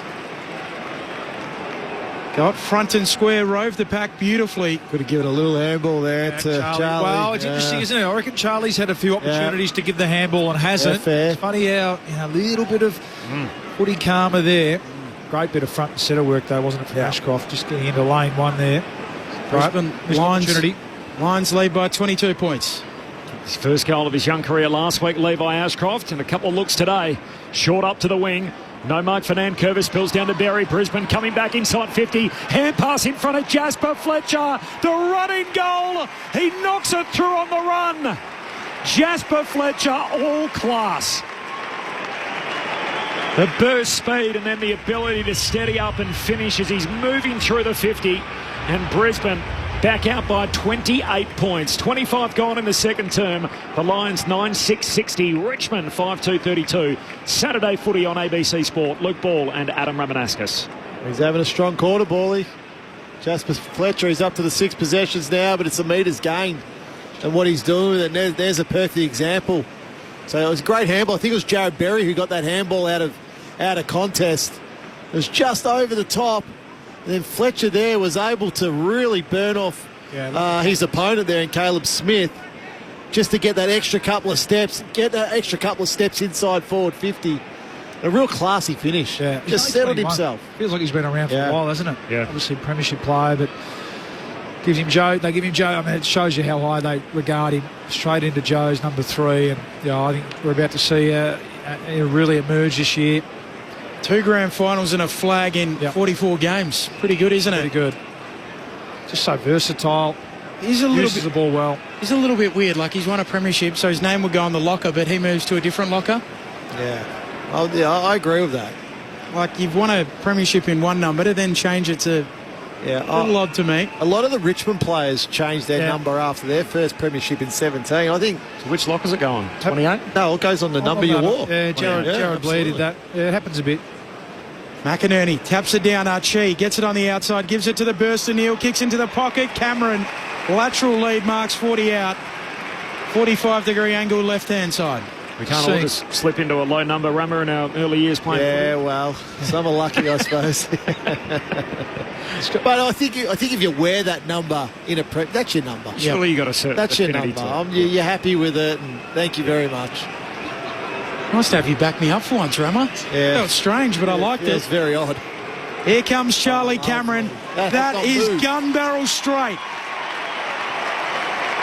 That was going through from the moment it left his laces. Brisbane lead by 34 points, 10-6-66, plays 5-2-32, 26 minutes into the second. Well, we know they've got gears, this champion team, don't we? And it's been the case a bit here. Every time that Richmond have just been able to respond and put a couple of goals on together, they've just shifted gears, and that time was Lachie Neale again. It was up to 11 possessions for the quarter. Smart lead by Charlie Cameron. He got behind his direct opponent in Nathan Broad, so Broad's trying to look at both the ball and the player, and that's impossible. Didn't do a lot wrong, did he, Broad? No. It's just it's really crafty forward play, isn't it? And a lovely kick from Neale just to drop it into the space. And as you said, his first kick for the quarter, Charlie, and it was a beauty. Gun barrel straight. 44 goals last year for Charlie Cameron in the premiership year. He's been such a consistent player for Brisbane. All of a sudden a new game high. 34 points, Brisbane's lead, closing in on half-time as McInerney wins it down. Richmond keep it going forward. Dow paddles it out in front of him once, twice, third time, still can't collect. He's now at centre-half forward. Got it and tackled immediately. And Ainsworth is sore after laying that tackle as well as the pack forms behind him. Says, I'll have it. So he's got the big shoulder strap in Noah Ainsworth. Hopefully he's okay there as he gets back onto his feet and slinks away. But looks like he's favouring that left shoulder where the strapping exists. Ball up centre-half forward for Richmond. Hopper got it out to short. Kicks inside 50. Hand on it from Armstrong. No mark. Goes back, gets it. He's gang tackled. That'll test the shoulder. No. Ball up 30 out from the Richmond goal. He's really sore. Yep. Sure, is it his shoulder? I think he might have. Did he cop one? Cop one low. Where you don't? Yeah. Sometimes he's carrying his... He's doubled over. Yeah, shoulder a little low as McCluggage is mowed down. Great chase down tackle. Sammy Lawler, the number 1 pick, came and got him. He got him. Wins the free for holding the ball. Got him really well. I mentioned before, he's not your typical first-year player, Sam Lawler. Just the size of him. Yeah, you look at, he's already got the cuts in the arms, and he's thick, and with a 3 Cs. So he's only going to get stronger as his career progresses. I just love to see him a little bit higher up the field. Lawler moves in, the number 1 pick, goals, the new club cornerstone. And Sammy Lawler gives the Tiger Army a reason to celebrate. The lead cut to 28 points at the 29-minute mark of the second term. Lions on top, 10-6-66. But gee, he makes them smile. Richmond 6-2-38. I think you're right with Ainsworth. He's got one where blokes don't really want to get one. So it's he's still hunched over. Well, hunched over. But you look here. So Lawler, he tracks McCluggage really well out of that contest. He's tracking the ball, tracking the player, and he's onto him in a flash. Lays a really strong tackle, wraps him up, doesn't get in his back, and then deserves that goal. That's the forward pressure Adamuzo will want to see. You can do all the nice, classy things, but when it comes to the hard work, you want to see that from your first-round draft pick. Bounce back in the middle. Nankervis slapping it down straight into the path of Lachie Neale, who's tackled to ground. Saturday footy on ABC Sport. Earlier today, Gold Coast defeating the Adelaide Crows by a point. What a finish that was, in a moment between Mac Andrew and Riley Thilthorpe. Taranto with the clearance back here at the G. Out to Seth Campbell, wide out half forward. Loops a handball over the top. Trezise, he goes one more. Gets it off to Lawler from deep in the pocket. Kicks to full forward. Archie slaps it down. And it's through for a minor score. Richmond haven't been without their moments. Brisbane have just had a few more of them. They lead it by 27 past the half-hour mark in the second. Reliably informed, Sammy Lawler lost 4 kilos after he was drafted, and his shape changed dramatically in an AFL system as Fletcher marks, goes long down the line, and there's Sam Day. Takes a strong mark, gives it back to Jasper Fletcher, and it's been a good idea in recent times. And goes short to Archie. 27-point lead for the Lions, 31 gone. Second term, long kick forward, and Dunkley slips over as Brown takes the intercept mark. Tom Brown, son of Paul Brown, former Geelong footballer, retreats with the kick to Trainer. Is he? I didn't know that. There you go. Yeah. Remember Paul Brown? Here we go, free kick. A 50-metre penalty as Trainer goes short, finds Miller. Just creeping over the mark, Eric Hipwood, and so Ben Miller will be advanced all the way up to halfway. Miller dabs the kick short in his 50th game to Hopper. Short kick further afield, and here's Dow, who marks at centre half forward for Richmond. And Thompson Dow will have a look at the sticks here from centre half forward, right on 50. No, that was far too easy, wasn't it? Well, Eric Hipwood.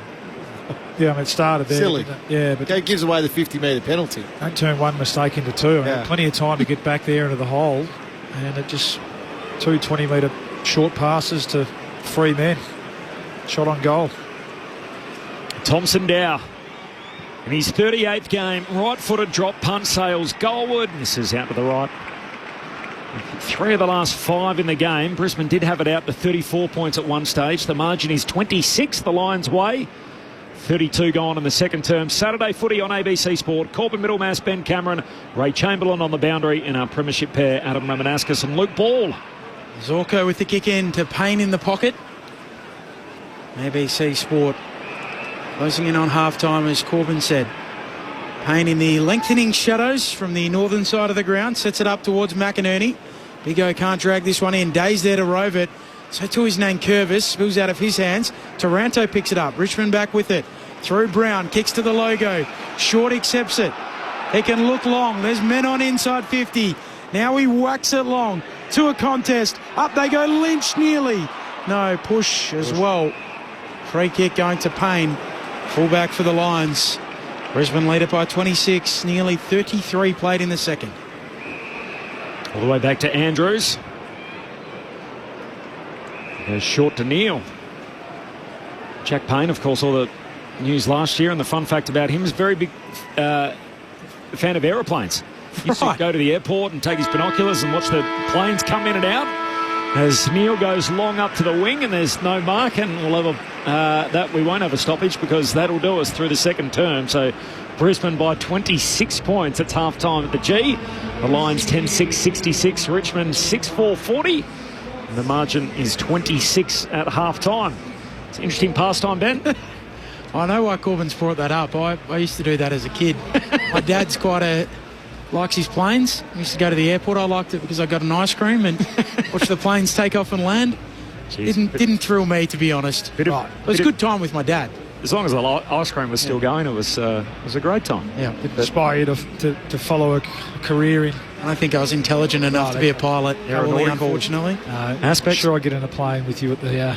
Oh, right. It's half time here at the G. 26-point lead for Brisbane, 10-6 to 6-4. The goal kickers, Bailey's got 3, 2 for Morris, and then singles for Fletcher, Archie, McCluggage, Will Ashcroft and Cameron. While for Richmond, Seth Campbell's got 2, singles for Taranto, Lawler, Green and Banks. All right, half time. Brisbane by 26. Earlier today, the Gold Coast Suns by a point over Adelaide. 90-91. The thoughts of our premiership pair, Adam Ramanauskas, Luke Ball. I think the one main part that's separating this game right now for Brisbane is their spread and movement from contest. Okay, so what they're doing, so whether it's an Ashcroft, a Dunkley, a McCluggage or a Neal that's winning the ball in close, their next handball out of that contest has then got width in it.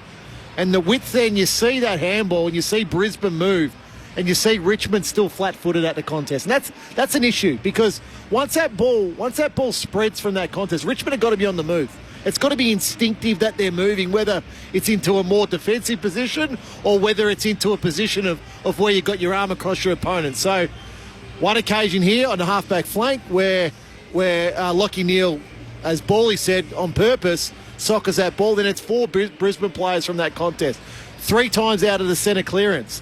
It's coming out to our wing here and on our commentary side of the ground, and you see 2 or 3 Brisbane players going. But Richmond are flat-footed. So is that a set-up thing or a willingness? Willingness. Well, it's method too, yeah. And that's the game at the moment. The best teams at the moment, we saw Gold Coast destroy Melbourne that way last week as well. It's the ability to get the ball cleanly from inside to out and then go, isn't it? Yeah. And Brisbane are so good at it only being one quick handball and it's out, whereas other teams are 2 or 3 handballs in close before it gets out. So clearly that's a method for Brisbane, what they want to do and how they want to move the football. Yeah. Then it goes into their forward line and it makes it easy. Yeah, it's method and skill. Yeah. So I think Richmond at times have done it and just that handball hasn't hit the target. Yeah.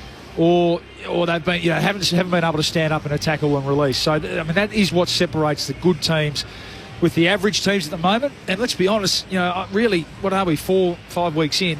There's only a handful of teams that are separating themselves. And really, that's what it is at the moment. We saw 2 of them play each other today. I think that ability to get the ball cleanly, with precision and speed from inside to out and then go forward with method into a forward line. And look, from that point of view, they could be further ahead because Brisbane, we know, are still trying to work out that forward mix, I think, as we spoke about at quarter time post Joe Danaher. So, they've left a few out there, and the inside 50 stats show that. But I have been 35-8. Yeah, there you go. So, but I have been impressed by Richmond's ability to fight and scrap. So they've had 38 tackles for the half. That's one thing that's keeping them in it. And even behind the ball as well. That really haven't been outmarked. But it was that one time with Morris outmarking Broad. But other than that, I feel like they've fought and scrapped pretty well behind the ball, and Richmond supporters can be pretty impressed by their team's effort in that first half. And that's what I'm getting at. I've made mention of Lawler a couple of times. Teaching him against the best midfielders is only going to help him moving into the future. Mm-hmm. So seeing Lachie Neale do his work, Dunkley do his work, McCluggage, even Will Ashcroft. Will Ashcroft looks like he's a 150-game player. Why the reluctance to put him on the ball? Well, it's probably because of his own fitness, I think, at the moment.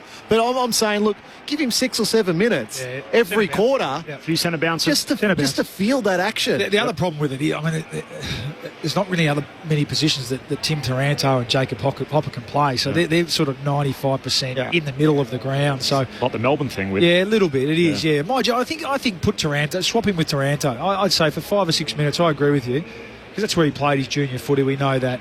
You're going to go in for 4 or 5 centre bounces and Mark and Ashcroft. Mark and McCluggage, perfect matchup. Correct. Size for size and learn how to play there, out of the middle, because we know that's what his future holds, doesn't it, for the Tigers? And I'm sure you were the same, Bull. In the early part of your career, it was the biggest learning experience playing on the better players because, you're like they towed you around the ground basically and taught you where to run and how to push off and when to push off and when to use a block and when not to.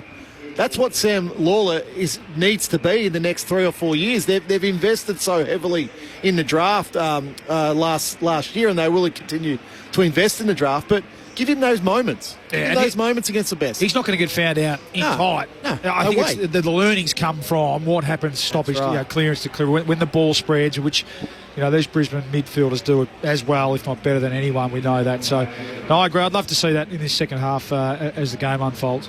26 points the margin at half-time, Brisbane over Richmond. The Tigs did fall 34 points behind before rallying towards the back end of that quarter. They kicked 3 of the last 5 goals, so they're still in the game, but the Premiers on top at the moment. 26 points their advantage at the half. Earlier today, a win for the Suns over the Crows by a single point. There were some controversial moments, as always, at the finish. A few sort of 50-50s from the umpires went the home team's way. Matty Nix was asked about it. We'll hear from him in just a few moments. Second half action not too far away. We'll bring you all of that as well right here on ABC Sport. But for the meantime, let's get the latest from the ABC Newsroom.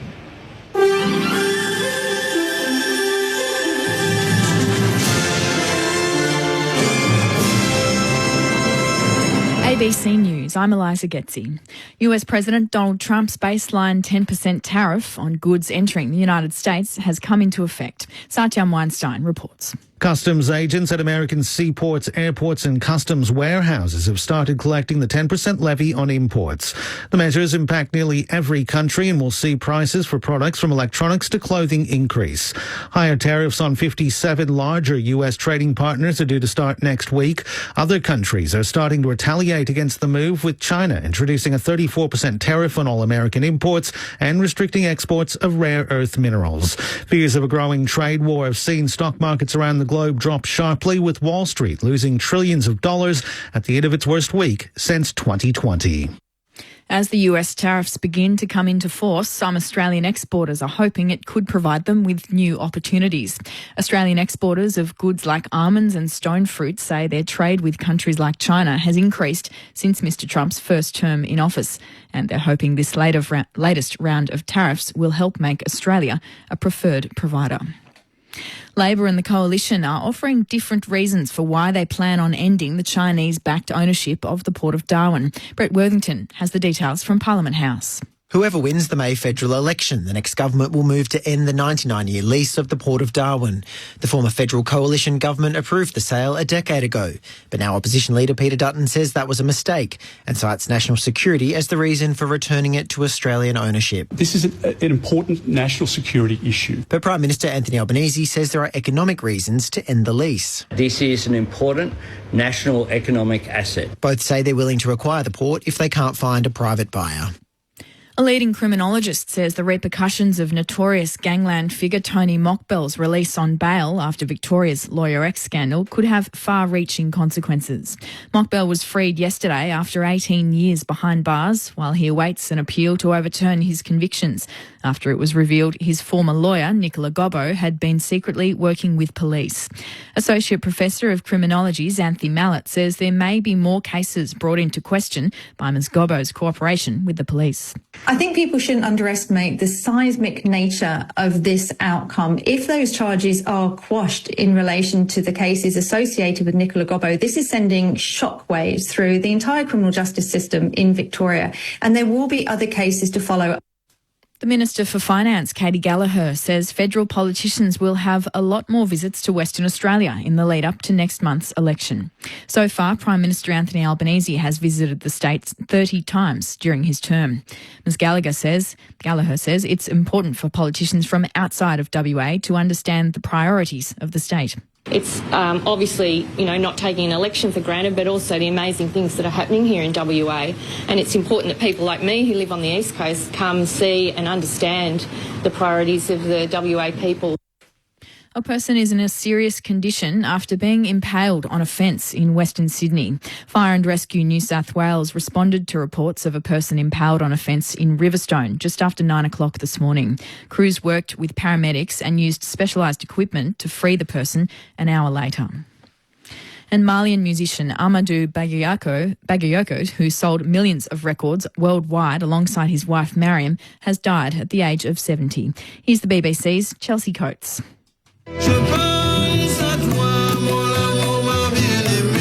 Je pense à toi, or I Think of You, was one of the first songs to introduce Amadou and Mariam to audiences outside of their home country of Mali, catapulting the pair onto the world stage. Amadou and Mariam met in 1976 at the Institute for the Young Blind in the Malian capital, Bamako. During their award-winning career, they composed the official song for the 2006 World Cup in Germany and performed at the Paralympic closing ceremony in Paris last year.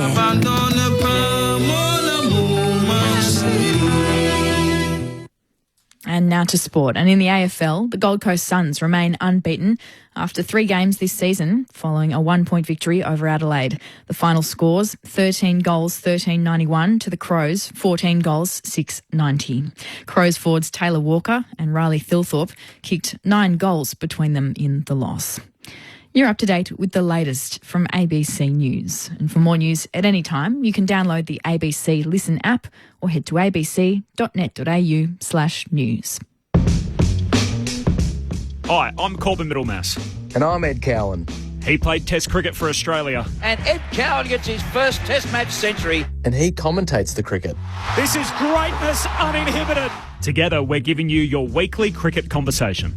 We're pulling apart the biggest stories in the sport and delivering them to you each and every week. It's called the Grandstand Cricket Podcast. Find it on the ABC Listen app.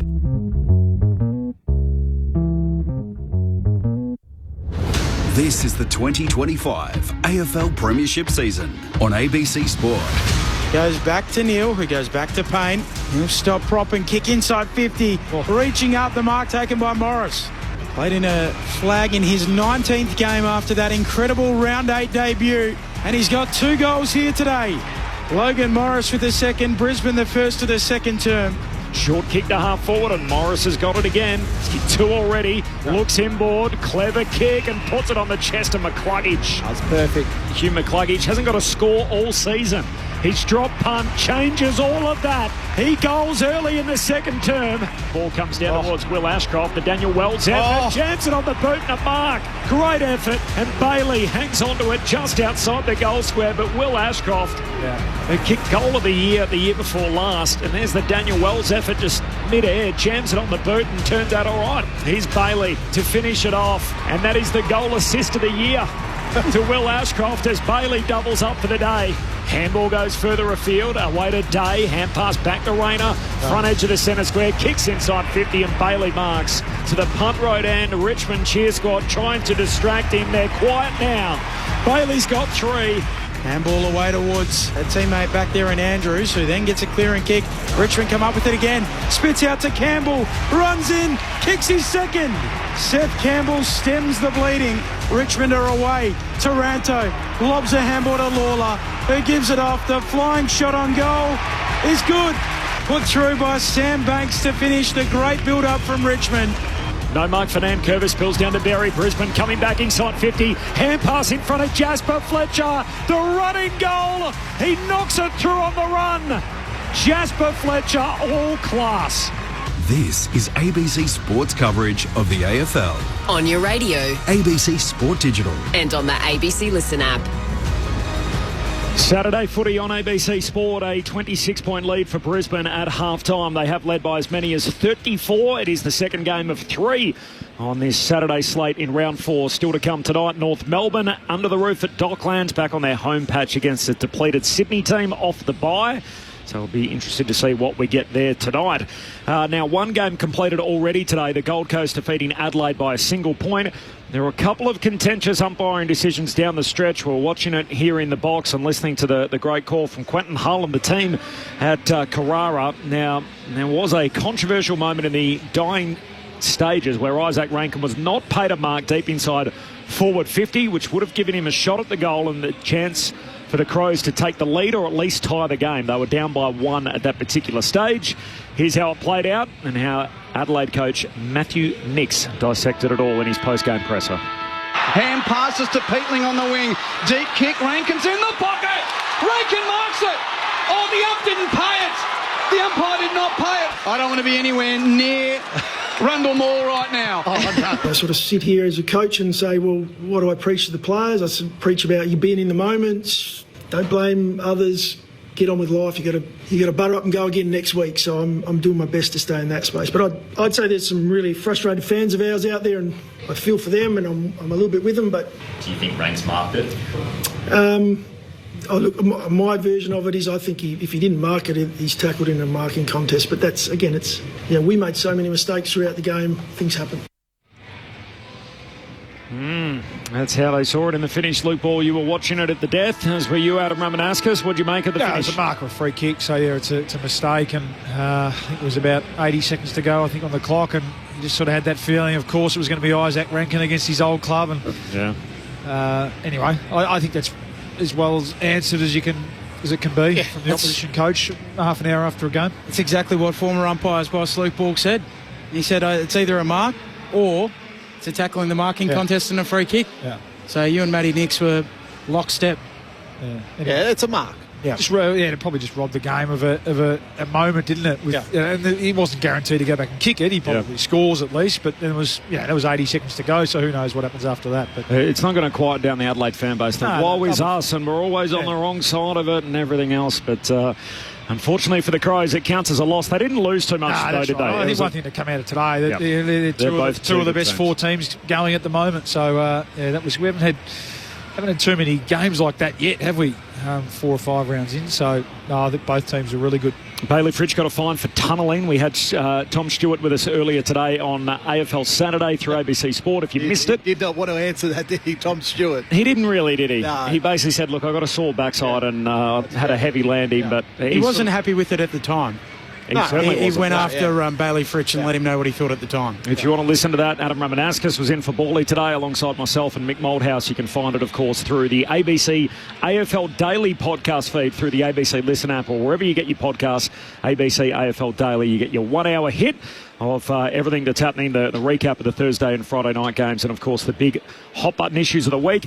Ben, we're together every Monday and Friday through the ABC AFL Daily Pod. Monday with Paul Roos, he's there Monday through Thursday, and then we'll come back together on Friday with Brett Delidio to preview the weekend. Numbers are skyrocketing too. I hear. Surging up the podcast charts, so to speak, Corb. I'm not sure I ever finished that, but Bailey Fritsch basically got a fine for his tunnelling of Tom Stewart last night. So same way the Redmond one was graded a couple of weeks ago. So as expected, after his episode on Riley Philthorpe, $2,500 fine, $1,000 with the early plea.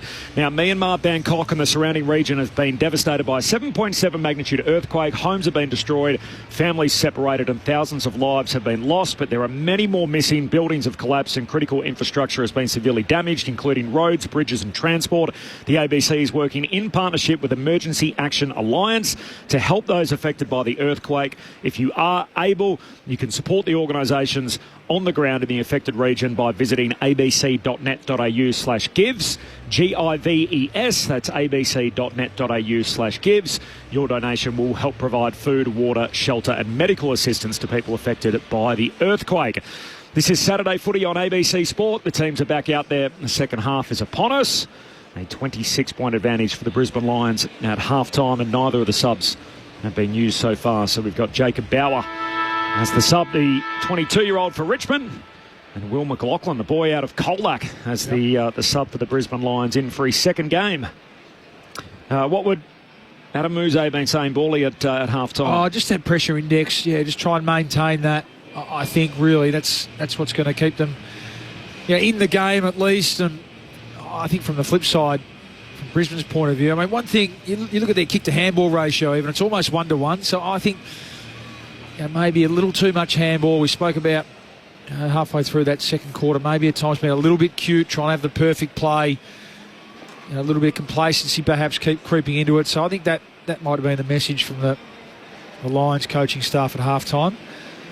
Let's take our yards, take our medicine when we have to. Don't invite the pressure, because Richmond have been good enough in that first half to bring it when they've needed to. Off the SMS, hi boys, Crows, duped once again. Feeling the stress of that other episode with the umpiring once again. Love the game. Appreciate your SMS 0437 774 774. Let us know where you're listening. Put your names on them. It's Brisbane by 26 points. Third quarter underway. Ben Cameron on ABC Sport. McInerney taps it down. McCluggage, his handball straight to the Tigers. Taranto, his handball to no one in particular. Trezise goes in. And still the umpire lets them rumble. Eventually Richmond emerge with it. Trezise to McIntosh. High kick inside 50. Spills out the back. Blight. Handball to Lawler. He gets rid of it to Ross. Out further wide towards Green. Pulls the trigger on goal and marked on the last line by Answorth. That's a point. He's got to come back. Oh, Noah.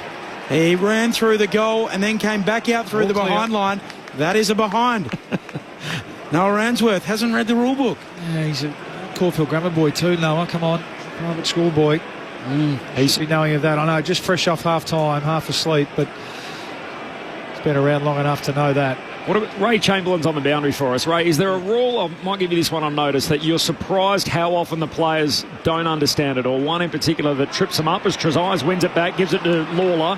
Hand pass went to Blight. He's tackled, lost it. Wilmot took too long. Great work. Campbell affects the kick. Picked up by Levi Ashcroft, though. Still half back for Brisbane.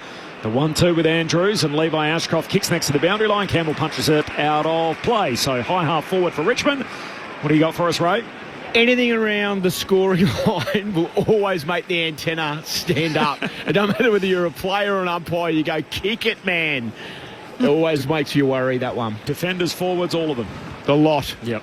Brisbane by 25 points. McInerney slapping it down for Dunkley. He releases Bailey. Running down the Great Southern Stand wing. Kicks inside 50. Bouncing ball here for Cameron. Paddles to his own advantage. And again, right there with him is Nathan Broad. Former Swan District's teammates in the WAFL. They're right there, and Broad, he wins the contest by halving it. And Charlie Cameron can only give him a right smile. Throwing coming. Right forward pocket. Here for the Lions. 25-point lead as it stands at the moment for Brisbane. They did lead by as many as 34. They have led all day. Boundary throw-in. Banks got a hand pass through traffic to Taranto for Richmond. He's kick touched on the way through by Day, but still got the short. Kicks out of defence, and a good mark, Lawler. Getting up the ground, he marks here, defensive side of the wing. Hand pass to Hopper, runs into a cul-de-sac, gives a hand pass out towards Short. Sweeping hand pass forward to Ross. Good half volley pickup. Gets it back to Hopper. Handball to Lawler. Back inboard, almost mowed down. Affected the hand pass. Good tackle from Dunkley. Wanted holding the ball, not forthcoming. McCluggage gives it to Berry. Kicks to Day. It's all opened up again for Brisbane. He can hand it back to Berry. Crosses the 50. Takes a bounce. Tight angle in the pocket. Berry. Good enough to finish. Jared Berry, goals on the run. And the Lions pick up where they left off. We've seen some sensational running goals today, and Jared Berry gets on the end of one here. Brisbane by 31 points, 3 gone in the third term, 11-6 to 6-5. Well, they're just not quite there yet, Richmond, with linking up with handball. So they were out here on centre wing, but they just chose to continue to handball, and they chose to invite pressure from Brisbane. Then the ball turns over. And you look. I'm looking now at the replay. They're just jogging. They're really just jogging. They're not really trying to push back defensively. They're the Tigers to make up for the mistake. They're hoping somebody else. And we're just getting the image of Adam Uze in the coach's box, hand on head, and probably a few words that we're not allowed to mention on air. That's the frustration of a young developing team. When you're out, take the territory. Take the territory. Stop trying to muck around the football too much. Thoughts of Adam Ramanauskas? As Corbin always says, the youngest living premiership Essendon player. Luke Ball, the premiership player, with us as well. Brisbane again out of the middle. Bailey thumping a kick inside 50. Looking for a marker in Hipwood. Punched away there by Miller. Archie gets it on the bounce. Loses it. Coming through McCluggage. Tackled well. Taken to ground by Trainer. All up 30 out from the attacking goal for Brisbane. Sorry, Benny. I love that from Zach Bailey. Shoulders out. Didn't worry about inventing an extra handball. Took his yards and banged it forward inside 50. Up it goes. Nankervis out of the ruck. Turns it over with a short kick to Wilmot. 51 metres out, centre half forward for Brisbane. They led it by 31 points. 5 minutes into the third. Wilmot sets it up into the pocket. Punched away. Miller again, and a throw-in coming right forward pocket here for Brisbane. Well, what Richmond have constantly done today, when there's a stoppage inside Brisbane's forward 50, they're taking an extra or two to that contest to then try to allow they win the contest. But if they do that, they can't kick it to the spare. They've kicked it to Darcy Wilmot 3 times today. Boundary throw-in, deep forward for Brisbane. You can throw a blanket over 7 of them, and somehow McCluggage went tumbling over the top of the pack. Says keep going. So you look here. So you've got Ryan Lester furthest back. He's got nobody. Wilmot just lets his opponent go to this contest. He just backs out. Ball up now. Day and Nankervis share it down. Neal got it out to Dunkley. Slick hand pass. Left it behind McCluggage. Tigers win it back. Hopper, hand pass to Campbell in defence. Handball away to Vloston. Kicks out of the defensive 50. Picked off by Wilmot. Kicks into oncoming traffic. Nice smother there by Vloston. Forces it down. Lynch. Got it out to Hopper. He's drilled in the tackle from McCluggage. Brisbane win it again. Answorth, who stayed out there after that earlier incident. Hand pass to Bailey. Kicks to Levi Ashcroft. And Levi marks under extreme pressure. He was ripped down by Brown, but he hangs on to it. And Levi Ashcroft will have a look here. The youngest man on the ground from right half forward. A good forward half pressure that time from the Lions. Looked like the Tigers might have been able to escape, but Answorth, I think it was, just forced the turnover. Again, I love Bailey, the way he's taking yards and lovely precise kick. He's got good hands, the Ashcroft boys, don't they? Oh, yeah.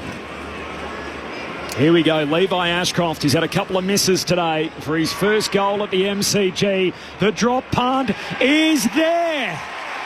Levi. Great genes in that family. And Levi Ashcroft with his first goal at the MCG. Brisbane by 37 points.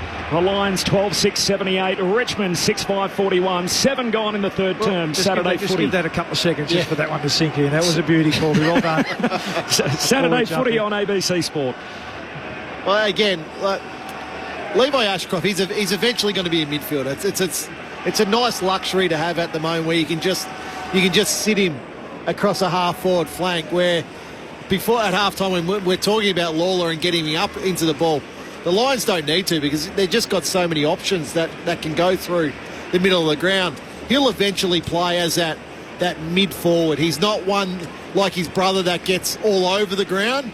He's very much a forward, a centre player, Levi Ashcroft. Goal kicker, hasn't he? Yeah, goal kicker was a junior. That was a beautiful finish. 8th individual goal kicker of the afternoon for Brisbane. McInerney straight down for McCluggage. He's buffeted off it though. And a secondary ball up, still in the bullseye. So they had 10 last week, didn't they?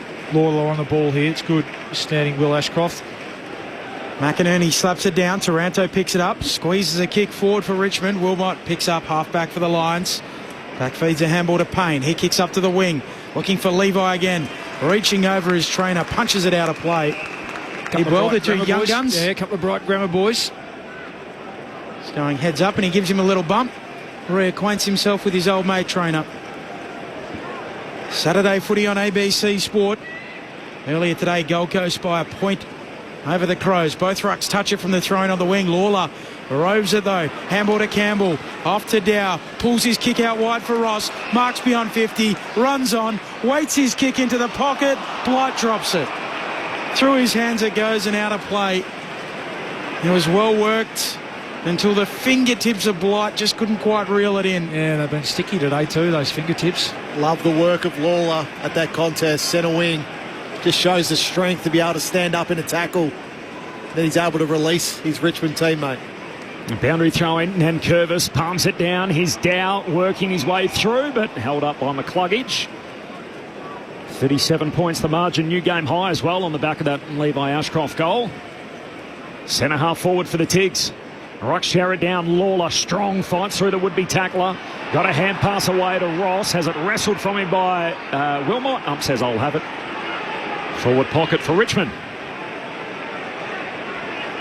Pretty good crowding today. If you are listening at the venue, I'd be keen to hear from you throughout as well about how you went getting in today. Of course, first fixture here at the G since Thursday night is a heavy jumping tackle. Berry locks up McIntosh. Yeah, on that. He's holding the ball. There was a huge line at the gate we come through. I think I may have just snuck to the front of that line. So apologies to anybody that's listening, but jeez, where I snuck in, there was nobody there, so I just kept walking. I thought you went too far when you said, don't you know who I am? But apart from that... 0437 774 774, the SMS number. 0437 774 774. Let us know how you get on making your way to the G this afternoon. Reveal kicks up to McCluggage. Right on the centre line. Southern side of the ground, very wide out. Waits a kick and Morris drops it. Changed his boots at halftime too, Logan Morris. Reveal gets in there and gets in the handballing lane and knocks it out of play for a throw-in. Saturday footy on ABC Sport. Luke Ball, Adam Ramanauskas called Middlemass, Ben Cameron, Ray Chamberlain downstairs.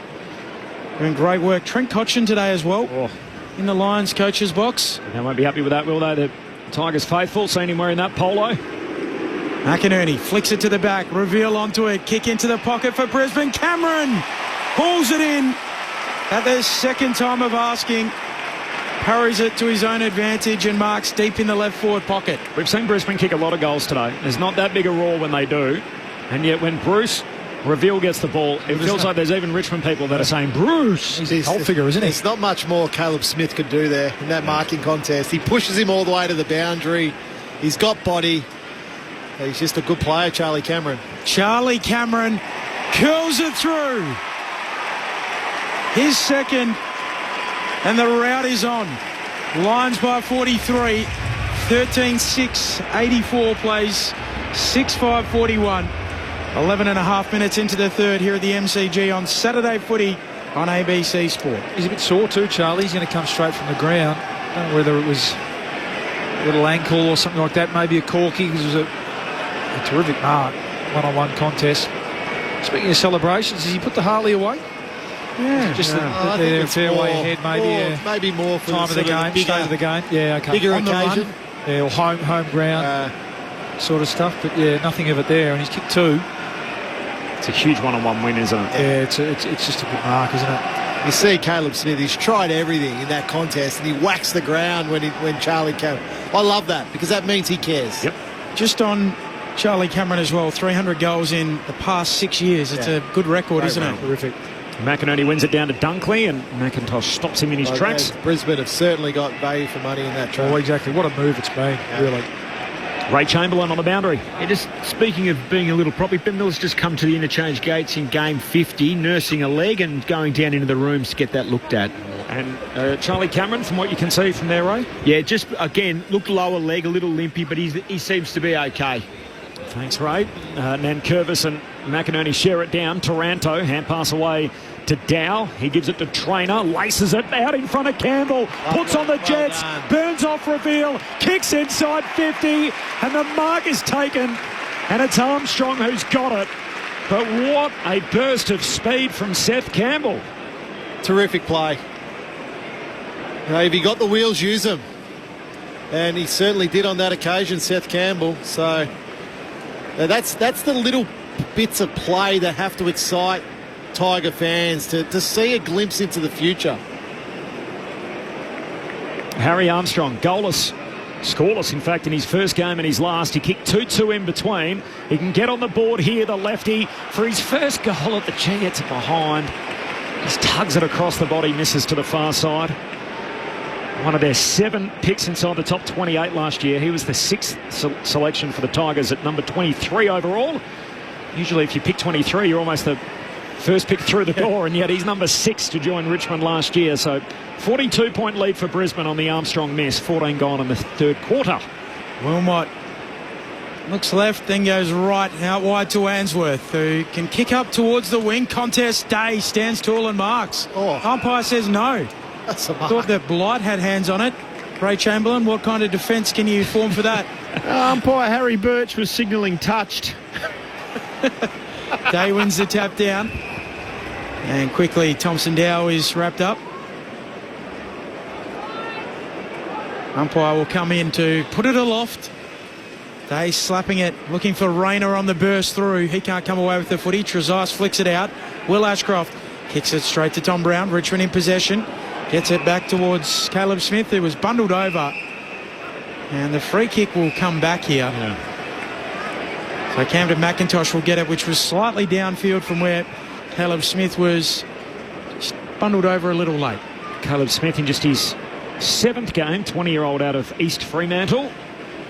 Played his junior footy with Melville and Wesley Product. Out of the what are we calling it, the college system? At least our version of it. Private school system in WA. As the kick heads down the wing here, comes out towards Wilmot. Hurried kick going forward for Brisbane. Picked up by Neil. Slick hands. Got it out towards Dunkley. Long kick to half forward. They all collapse. Archie and Trainer goes down. Umpire says free kick for Trainer. He's going to get it at half back. By Lockie Neal. Nice hands. Oh, beautiful hands. Just, you're a young kid and you're an on-ball and mid and you're not overly tall. Just watch Lockie Neal. Trying a dangerous kick, almost turned it over. Berry dropped the mark again. Pack forms behind him and a ball up half forward here for Brisbane. I just say as well, success leaves clues, Rammer, doesn't it? Like he does a lot of work on his touch. Much. He's copious amounts of hours during the week on touch. 7-goal lead for Brisbane. 15 gone in the third term. Saturday footy on ABC Sport. They tapping it down. It bounces back and he turns tackler very quickly. I'll tell you the story at quarter time about James Hird about that also. Ooh. They slapping it down from the next ball up, but straight to Trezise. Richmond in possession, halfback. They cough it up. Archie onto the footy. Here is Lockie Neal pulling a kick back centrally. Turnover. Yeah, Trainer marks at fullback. Will Ashcroft says, any danger. Lockie, he was running. Oh, Trainer's kick is shocker. It goes straight to Bruce. Bruce Reveal. He bobs up to pinch it. 40 out, 45-degree angle to the left. Just one or two steps. Lukey Trainer. Yeah, that's one. Especially, yeah, that's right. I mean, deep in defence, you've got to take your space, get some momentum behind. So if you're going to miss it, you've got to miss it long. Yeah, that's right. This will bring the house down. He's fast become a cult figure. His drop punt is there. You can hear the Bruce chant right around the MCG. And it's a game-high lead of 48 points. 14-6-90 plays 6-6-42. 17 gone in the third. Saturday footy on ABC Sport. He hasn't had a huge day at all. He's only had the 6 possessions, Bruce, but he's played that wing role really well. He's kept the width of the ground. When it's been his turn to go and tackle and chase and harass, he's been able to do that. So, what's his name, Runner? Bruce. Oh, okay, I thought a few more family name. A few more vowels, I think. And Bruce. I always think of Finding Nemo when they here's Brucey. He's the big shark in here, mate. Yeah, so I keep thinking appliance. Hey, Breville. I keep thinking he's the toaster. He must be a good athlete. Yeah, because you're right. He's played that wing role really well, and playing full-time wing these days, you need to be able to cover the ground.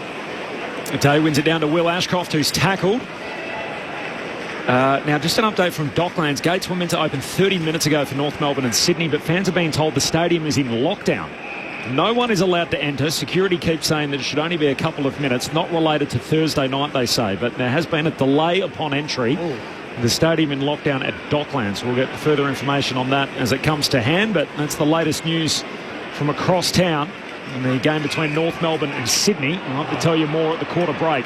As Levi Ashcroft sends a hand pass away to Will Ashcroft, handball away towards Neal. He goes back to Answorth, and Answorth retreats for Brisbane to half-back. Finds Andrews from Lee in the southern stand who entered through gate 5. Wait time was not too bad. No direction or signage about where to line up for each gate from Lee. I've been asking off the SMS if you had any dramas getting to the game today in light of the events here on Thursday night. 0437 774 774 the SMS number. Brisbane still haven't got it over halfway. Dunkley now kicks inboard, finds Zorko. Zorko looks to the centre corridor and Will Ashcroft takes the mark. 48-point lead for Brisbane. Will Ashcroft, great service. Morris wanted the chest mark knocked away from him. Picked up by Green. Handball goes back towards Taranto. He's tackled, lost it. Archie shoots goalward, but misses. That's a big learning moment there for Logan Morris. The kick was perfect from Will Ashcroft. Mark it with your hands out. What do we say? Hassaman, get him out in front. Brisbane by 49 as we tick into time on in the third. Saturday footy on ABC Sport. What was the Ken Judge one? Oh, he had one with him as well, something. Well, we've had a lot. Was he about the hands out as well? Hassaman was definitely the hands out as Vlosten sends it up long to the wing. Day brings it down in front and then Richmond emerge with it. Banks, handball to Sonzi, cross halfback Dow. The pressure comes from the Lions. They force a turnover. Neal, handball away to Fletcher. Centre half forward, kicks into the pocket. Mark taken by Hipwood. Sprawling Mark as he goes to ground. 15 out, slight angle to the right. And there's still a big space for that in football. So you win the ball on one side of the ground, going inside forward 50, then you kick to the fat side. It's a smart lead by Eric Hipwood there.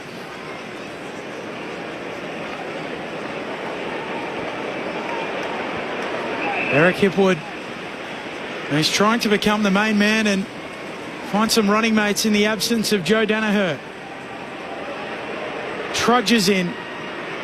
Boot the ball on his left boot and slides it through. It's big easy for Brisbane, and it's all a little too easy. They're out by 55 points, 15-7, 97. Play 6-6-42. Time on. Third term. Our premiership pair, Luke Ball and Adam Ramanauskas. Yeah, and it's an important early part of the year for Hipwood to get some confidence up, isn't it? Days like one. That's right. Days like today, days where he really should be thinking that way. So that was a good mark, but he's only taken 3 for the day. What's that? Only 5 possessions. He comes off for a rest. So yeah, you're right. The more and more confidence that he can build in this early part of the season. I mean, I know they're not going to be solely relying on him, but he does become that number one key for. So he's going to get the best defender a lot of the time, the best key defender when they come up against some of the better teams towards the end of the year. So it was a nice finish. Lions now by 55 points, so that game high lead continues to grow Brisbane's way in their first outing at the G since last September, of course, on grand final day. Richmond out of the middle here. Nankervis kicks it wide and Steely Green takes the mark. As Green kicks out towards half forward, goes wide with the kick and finds its intended target. It's Thompson Dow. Still too far from goal. He's about 55 out. Kicking to the punt road end. He decides just to lay it up to the hot spot. They come from all directions. Blight hands on it, no mark. Green, good hand pass to Sonzi. Snaps, hits the post. And behind for Tyler Sonzi. Left forward pocket. Left peg against the fence. Good effort. 9 goals neat is the margin for Brisbane. 23 gone in the third term. Saturday footy on ABC Sport. The Suns by 1 over Adelaide earlier today. North Melbourne and Sydney coming up next. Zorka goes right up the middle to Archie. He gets rid of it. Away to Levi Ashcroft, who moves it out wide for Day.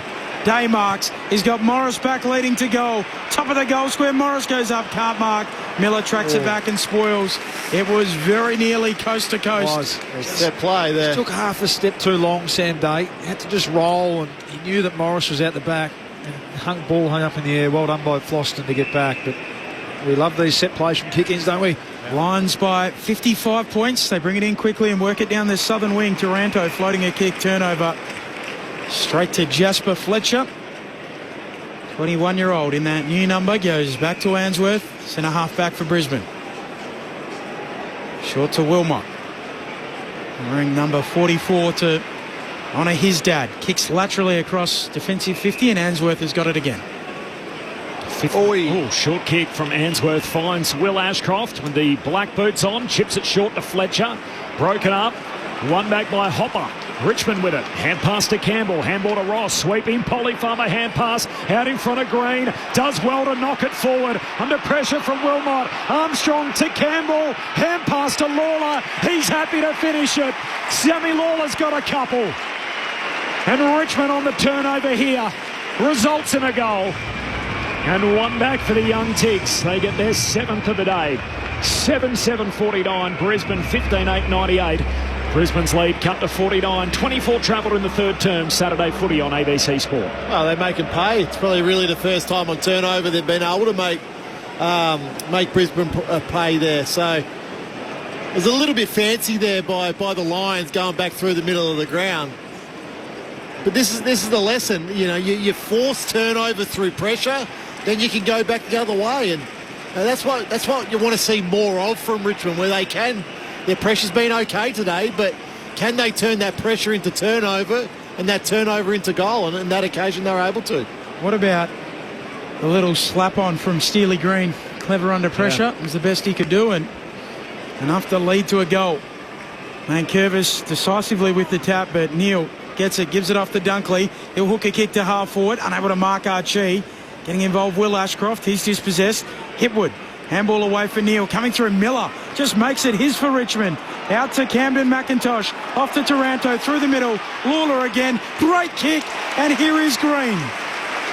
Well done, Richmond.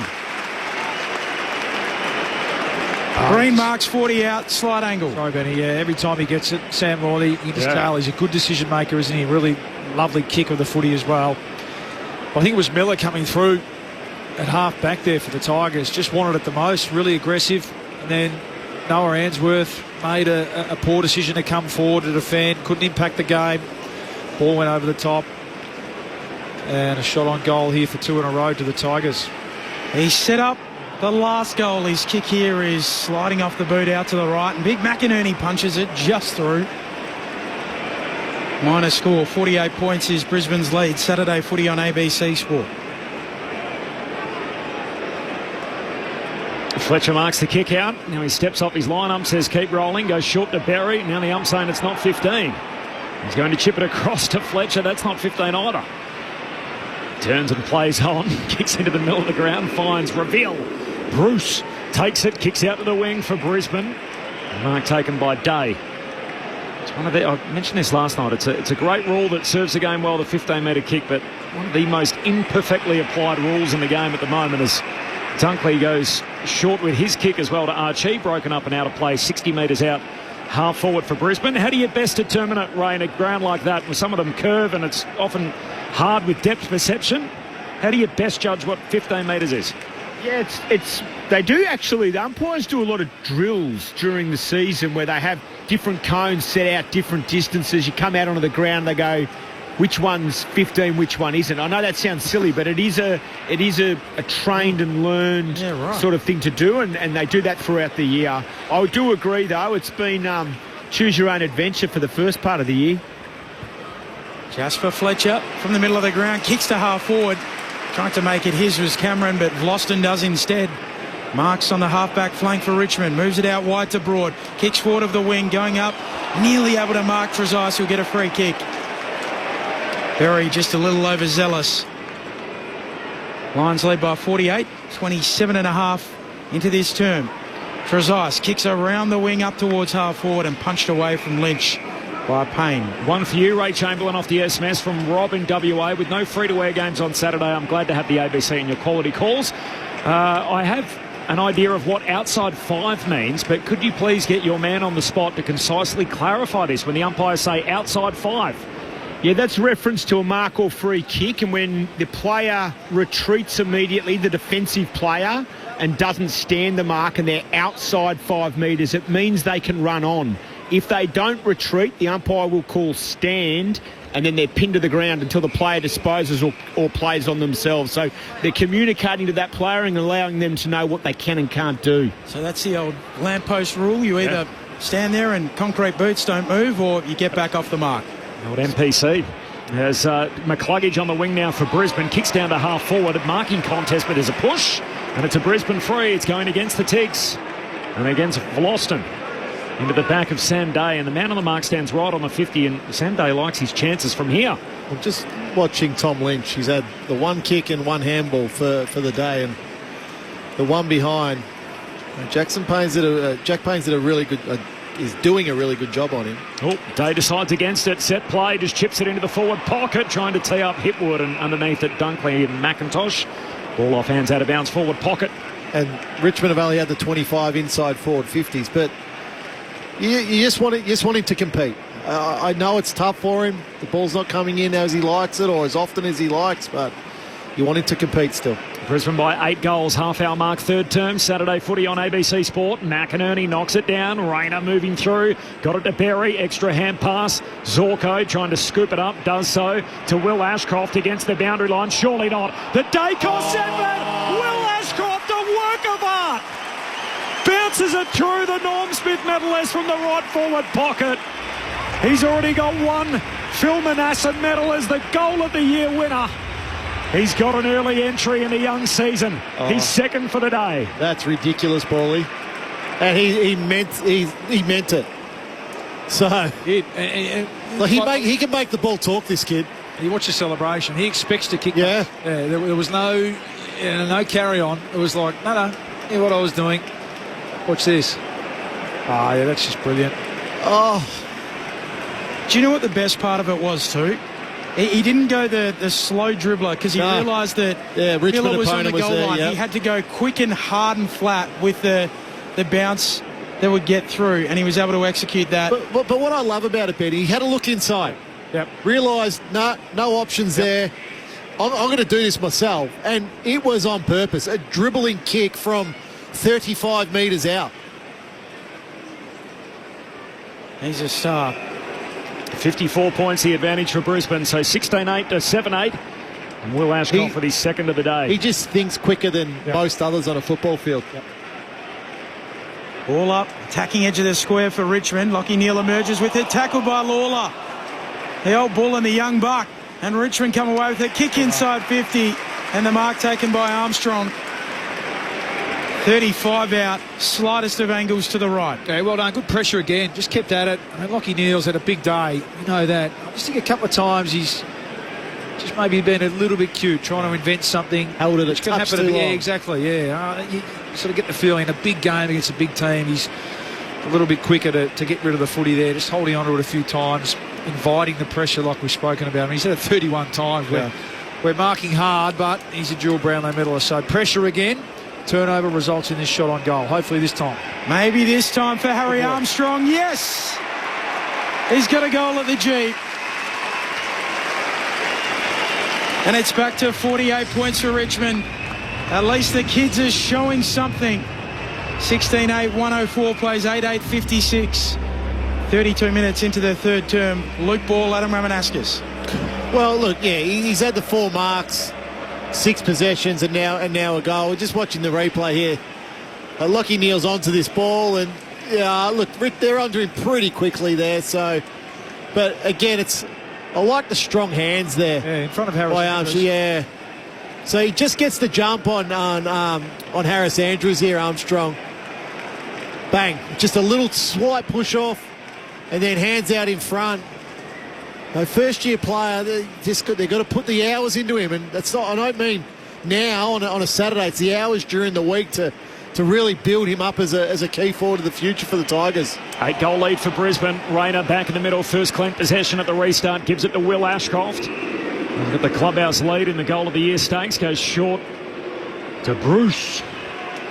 Reveal takes the mark. He goes back with the kick. Missed Andrews. Honour to the Tigers. Lynch hangs on to it. Waits for a couple to pass and tees up Armstrong, who marks closer to goal at centre-half forward. Well, I mean, we love Bruce. I just don't understand the option. I mean, a bit of a coach killer, isn't it? Now, we know the game is well and truly in control, but when you're fighting and scrapping for a spot in the team, those are the sort of things you've just got to try and get out of your game. No reason to go back there. I mean, I don't think Harris Andrews was even expecting it. Can he get 2 in a row?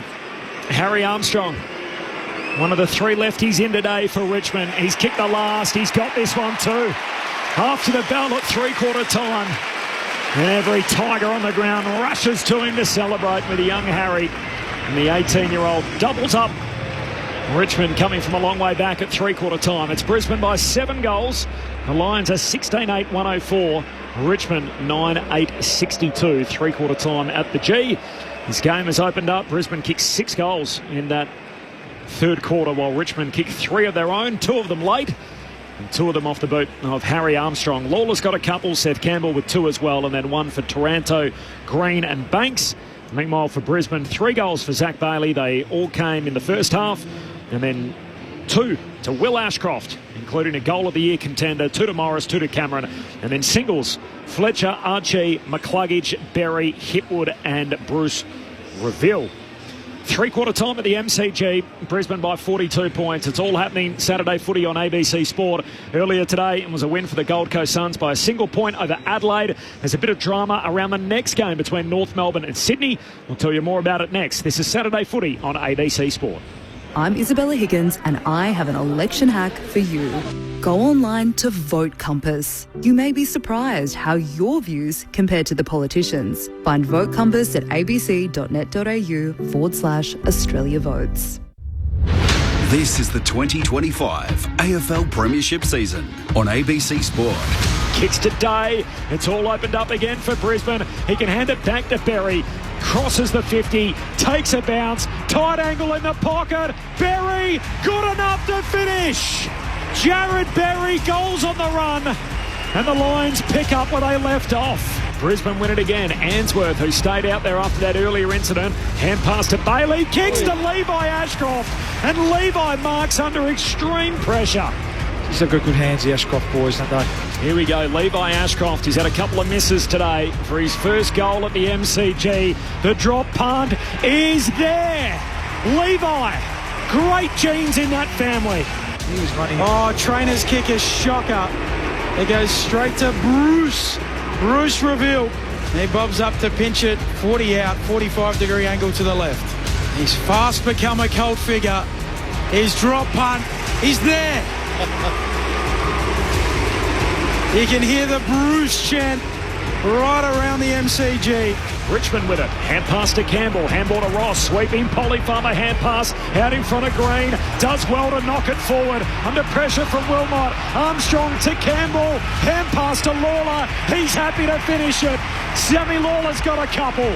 Zorko trying to scoop it up. Does so to Will Ashcroft against the boundary line. Surely not. The Dacos segment. Will Ashcroft, a work of art. Bounces it through the Norm Smith medalist from the right forward pocket. He's already got one Phil Manasseh medal as the goal of the year winner. He's got an early entry in the young season. He's second for the day. That's ridiculous, Paulie. And he meant it. Like he can make the ball talk, this kid. This is ABC Sports coverage of the AFL. On your radio. ABC Sport Digital. And on the ABC Listen app. Lions by 7 goals at three-quarter time earlier today. Suns by 1 over the Crows. And the third game on the slate for your Saturday in round 4 comes at Docklands. It is North Melbourne and Sydney. Matt Clinch there for ABC Sport. Clinchy. Well, Corby, it's been eventful as the fans tried to get into the ground around half an hour or so ago. They were told there was a security concern at Docklands and that fans weren't allowed in for the moment with the stadium in lockdown. The AFL has confirmed that it was an issue with the roof and that the protocol is the fans are not allowed in the stadium until the roof is fully closed. So that has now taken place, and around 10 minutes ago, fans were allowed to make their way into Docklands. It's the backdrop for North Melbourne taking on the Sydney Swans. It's a game in which the young Kangas will feel like they're every chance of trying to win, especially giving a growing injury list to the Sydney Swans. The news earlier in the week, Tom Papley is going to be out for 6 to 7 weeks with a heel issue. So he joined some of their big names alongside Callum Mills. Logan McDonald is returning through the VFL, who are not going to be here tonight for the match between the two sides. The Kangas, well, they went down to Adelaide last week. They'll be hoping to try and bounce back, and they bring in another debutant. Looking forward to seeing Matt Whitlock, who makes his transition from Shepparton, where he grew up with his brother, who is now on Port Adelaide's list, all the way to the big time, and he'll feature in the AFL tonight. So can't wait for North Melbourne and the Sydney Swans to call the action alongside Lauren Borden. Chad Wingard and Bob Murphy will be with you, and Lex Pescier as well. North Melbourne and Sydney to pick up the baton after you guys. Thanks, Clenchy. That's good news. And when you hear things like security concern and in lockdown as a stadium, and in light of recent events, you can understand people being a bit jumpy. But the fact that it is just an issue with the roof is good news, North Melbourne and Sydney. Well, I'm a roof open guy, so just leave the roof open. I've been arguing with that for years. Lions by 7 goals here at three-quarter time. Adam Ramanaskas, Luke Ball. Well, Paulie, we've mentioned Richmond's tackling pressure, and it let him down in that quarter. So it was 23 tackles to 9 in Brisbane's favour. So, you know, that I think was what would disappoint Adam Uze and his coaching staff the most, that they've dropped off in that area. They made it easier for Brisbane Lions, and that's why it was 6 goals to 3 in that third quarter. It's only 12 inside 50s to 9, so the difference wasn't a huge thing. Armstrong was a real positive with 2 goals. Then the other side is where Richmond win the ball. They've got to use it better. They only kicked the ball at 57% that quarter. So giving it back to a team like Brisbane just makes it really easy. You've got to keep the ball off Brisbane for as long as you possibly can. All right, final term on deck. A 42-point lead for Brisbane, 16-8 to 9-8. Your thoughts on the SMS 0437 774 774. Final term underway. Nankervis wins the hit out and the footy comes back to him. Tackled by Neal. His opposing captain got it out though to Dow for the Tigers. Hand pass to Taranto to Short. Kicks a high up and under to half forward. Wilmot goes for a climb. No mark. Spills down towards Green. Hand pass back inboard but picked off. Zorko to Andrews. Spun around in the tackle by Ross, and a ball up centre half forward for Richmond. I don't think either of the subs have been used yet, have they? Ray Chamberlain still unused. The 2 subs down there. That's right, Jacob Bauer and Will McLaughlin. As we'll have another ball up here. Left half forward for Richmond, still on the attacking 50. The Tigers to the city end of the ground to come home on ABC Sport. I could see Ray down there. He didn't have his cans on. Well, that makes it hard. I left my coffee upstairs, guys. I'm filthy about it. So I was just reflecting on the mistakes I've made today. That's a clanger. Big clanger. How good. Back in the middle, trying to pick it up quickly as Dunkley. He does so, snaps it inside 50. Bouncing ball, Vloston. Gathers it for Richmond. Handball away to Trezise. Little fumble, but he's good enough to get it. And then get a handball out wide.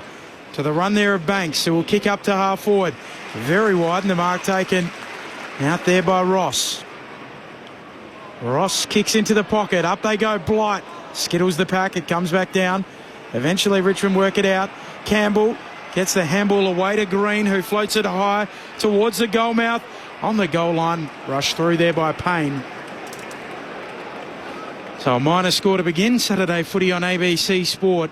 Brisbane Lions lead it by 41 points 2 minutes into the fourth. I was just asking Ray about the subs. So we haven't seen either of them yet, have we, for the Tigs or the Lions? No, we haven't, but Will McLaughlin's on the stationary bike getting the power pistons moving. I was actually going around and trying to find out if there was anything happening, and you cooked me.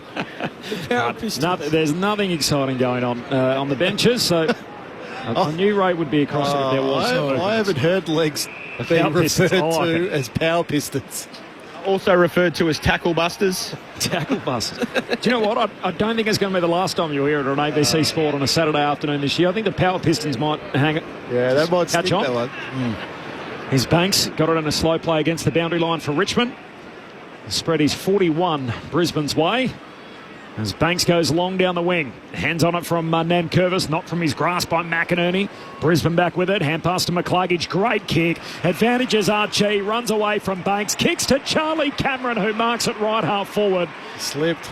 Broad slipped over. Cameron marks uncontested at right half forward, and he's going to go back now and take his kick after flirting with the idea of playing on. Well, it's a couple of times in a row, a couple of forward entries in a row where Charlie's had the whole forward 50 to himself, which is not much fun if you're a defender at that time. Not a lot the defender could do. Easy tick lead back. It's something we've been lamenting, Ben, for the last couple of weeks, the forward's inability to come back at the kicker, and how easy is that? He's got two, Charlie Cameron. He now has three at the mighty MCG. Almost heaven. Brisbane by 47 points. 3.5 gone in the final term. The Lions 17-8-110. Richmond 9-9-63. Saturday footy on ABC Sport. Adam Ramanauskas and Luke Ball. It was a kick from McCluggage that broke it up. Yeah, again, just the first 5 minutes, the Lions just trying to be a bit too perfect, a bit too cute. Not taking the easy one with their disposal. At the time it was in pretty good hands with Hugh McCluggage. A beautiful kick out of the stoppage there. Just landed on Callum Archie's chest. And, yeah, a smart bit of forward craft there. I mean, Broad slipped over. It wouldn't have mattered. Charlie Cameron, easy hit-back lead. And he's kicked well for goal, hasn't he? Something he didn't do regularly last year. So he'll be pleased with that. Saturday footy on ABC Sport. Restart in the middle. McInerney with his hands on it. Bounces to Taranto. Stands up in the tackle from Dunkley. Dunkley described as the best player in the AFL without the ball by his coach. Yes, again, Nankervis wins the tap down, but no room for Thompson Dow to go anywhere. Third time lucky perhaps. Nankervis taps it into the muck. Ball spits out. Neil there for Brisbane. Back feeds a handball to Wilmot. He'll snap to space on the wing. Bouncing ball short for Richmond. Gathers it, fumbles it. Sees it to the boundary line. Tries to keep it in. Morris tackles him. Lassues him. Takes him to ground. And the umpire wants it. There's a balloon. Yeah, just blowing past our commentary box. Frightened me. Lions lead it by 47 points. 5 minutes played. Final term. Remember the environmental disaster back in the day? I was watching the 91 grand final on YouTube during the week, Wally, because I'm super busy as Rayner goes charging away. Fends one off, kicks to full forward. Gee, hands on it down there from Cameron. Couldn't complete the mark. Falls down towards Broad for Richmond. Hand pass to Vloston. Tumbles a kick out towards halfback. Green's got it. Zigging and zagging, trying to elude Zorko, and now just runs away from him, Steely Green. Chips the kick for Richmond to Lynch, who marks right on halfway. And before the grand final, they used to let off like 5,000 balloons, just float him off in the middle of the ground. It would have been a nightmare for Benny. Benny would have put the blanket over his head. You know what it was. He would have been calling Bubs, sitting on Bubs' lap. That's what we used to do. That was the pre-game entertainment for our big games. I remember that. 91 grand final, Waverley. A short kick to Ross. Ross goes long down to half forward and leaping up. The hands on it from Fletcher. Fingertips spills through towards the Brisbane player in Leicester. Handball to Payne to Fletcher again, who kicks along the boundary line and Hipwood marks. Defensive side of the wing. Ray Chamberlain on the boundary. Well, and just like that, gents, it was action stations down here. Will McLaughlin's entered the game. Morris has come off, and that's just a tactical substitution. And for the Richmond Tigers, Jacob Bauer's come on. Camden McIntosh with the black headband today has taken a seat and substituted out for the rest of the game. He's left the headband on, though, I can see, right? Why wouldn't you? He's scared of butterflies also, Ben? Oh, just for a split second. I sort of thought, what was that? Little jumpy. Oh, Betty. Lions by 47 points. Comfortable enough to admit it. But take an emotional risk around here. Ross gets the footy, loses it in the tackle. Neal kicks into the pocket. Morris is on the end of it, and he's paid the mark 25 metres out.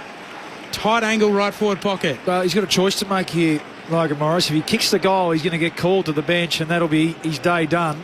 Or does he miss it and spend a little bit longer out on the ground before he gets subbed off? I'm being a bit facetious, Ben. I think he probably goes back and kicks the goal. And Ray said that, didn't he? Yep.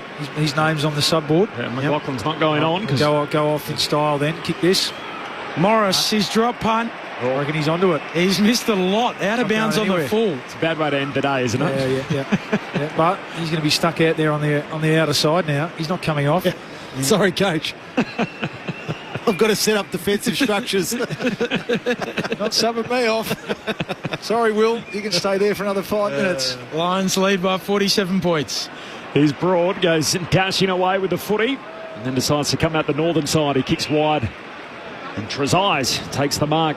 Half-back flank for Richmond. Pokes the pass out in front of Smith. Unkind bounce. Suits Cameron. Got it for Brisbane. Handball to Day. Hand pass to Archie. He's tackled immediately. Ball up high, half forward for the Lions. Yeah, he's just holding inside 50. Got to keep the structure, coach. Sorry. He's the deepest forward. One out in the cage. Sam Day just punches the ball 20 metres further afield. Straight to short, though, of Richmond. Hand pass away to Broad. Handball to Sonzi. Kicks on the outside of the right boot. Out to that southern wing here at the G. Footy bounces and pitches, runs away from Armstrong and Andrews. Andrews collects. Armstrong tackles him, does really well. Saping holding the ball. Umpire Fisher says you had long enough, didn't get rid of it in the tackle, and young Armstrong will be rewarded. I get your point, Fish. I reckon it's got to be a better tackle than that, doesn't it? His former teammate. As he kicks inside the forward 50, and it's Armstrong who does that. Lynch, handball away to Lawler, handball to Green, tackled by Wilmot. Umpire says got him too high. And Steely Green is going to get the chance to kick the goal here in the left forward pocket. Bad luck, Logan. The stoppage now. Here he comes. He comes to the bench. He's been terrific, Green. Green snaps, goals. A second for the young Sandgroper, and the 21-year-old doubles up. Brisbane's lead has been eaten into. This is a team that once led this game by 55 points, and the margin at the moment is the Lions' way by 41. So Richmond 10-9-69, the Lions 17-8-1-10, Brisbane by 41, but Richmond making sure it doesn't get too out of hand. 10 gone, final turn. Yeah, I've liked the games of Steely Green and Seth Campbell. I've probably got them mixed up a couple of times, to be honest. They're similar sort of players, really lively. Show great speed, take the game on. They're good defensively as well. They're just as happy to put their head down and chase and tackle, and both have been rewarded with 2 goals. So well done. I mentioned a shining light today. I mentioned something earlier, Wally, you didn't know about Tom Brown, son of Paul Brown. Did you know that Steely Green was once struck by lightning? I did know that. Oh, yeah. I reckon you said that. I remember that from last year. I'll tell anyone that'll listen. That's an Turns amazing out lightning story. does strike twice. Corbin recycling his gear. The clearing kick from Wilmot, inside attacking 50, launching at it quickly. Here's McLaughlin, can't take the mark, comes down for McLuggage, half forward for Brisbane, off today, kicks into the pocket, Archie's there. It'll be knocked through by Richmond. Well done there on the last line to avoid an Archie goal. The Lions lead it by 42 points as it ticks over. Brendan, I need some more Steely Green facts. 91 grand final, Brendan from Hobart. First thought was the legendary Batmobile. Andrew Anderson. Yep. Jeez. What a game it was. Whoever's choice was that? Yeah. Richmond on the wing. Lawler to Dow. Hand pass turned over. Wilmot had it, lost it. Kick smothered. Nice work from Hopper. Gets it going forward. Hunting out after it is Armstrong against the boundary line. Feeds a handball back to Trezise. They got a man out inside the forward 50. They can just get it to him. Handball to Sonzi. Kick comes inside the attacking arc now. There it is. And Bauer fresh on the ground. The sub takes the mark right half forward. And he'll have a look here from 40 out. Lee in Glenorchy says no threats of a butterfly invasion at Docklands tonight with the roof on. Yeah. This is good from the Tigers, playing this one out. Both ends there. I like their desperation, last line of defence, and then really just working hard. I mean, they didn't do that last week. We know that it was a bad fade out, so I reckon that would have been the message. Can we win this quarter? Oh, Jacob Bauer honours the sub, but ready to go as he hits the post. High up. He had so much more space in front of him there. Yeah. He could have went another 5 metres. Brisbane lead the game by 41 points, 17-9 to 10-10. Dozen minutes into the final term. This is Saturday footy, by the way, on ABC Sport. Corbin Middlemass alongside Ben Cameron, Adam Ramanaskas, Luke Ball, our premiership pair, and Ray Chamberlain on the boundary. Still to come as well. Ray Chamberlain will give us his final assessment on the end of the Crows and Gold Coast and the non-free kick. They've got to get Jacob Bauer into number 24 too, don't they? Yeah, surely. I knew where I was heading with that. Absolutely.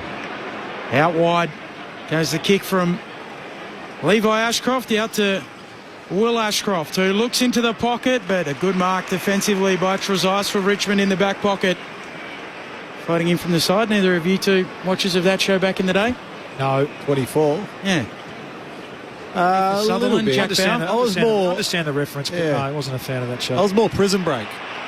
That was the show. Halfback flank here, Richmond short. Kicks around the Great Southern stand wing. Fletcher trying to take the mark, got a little bit of front-on contact.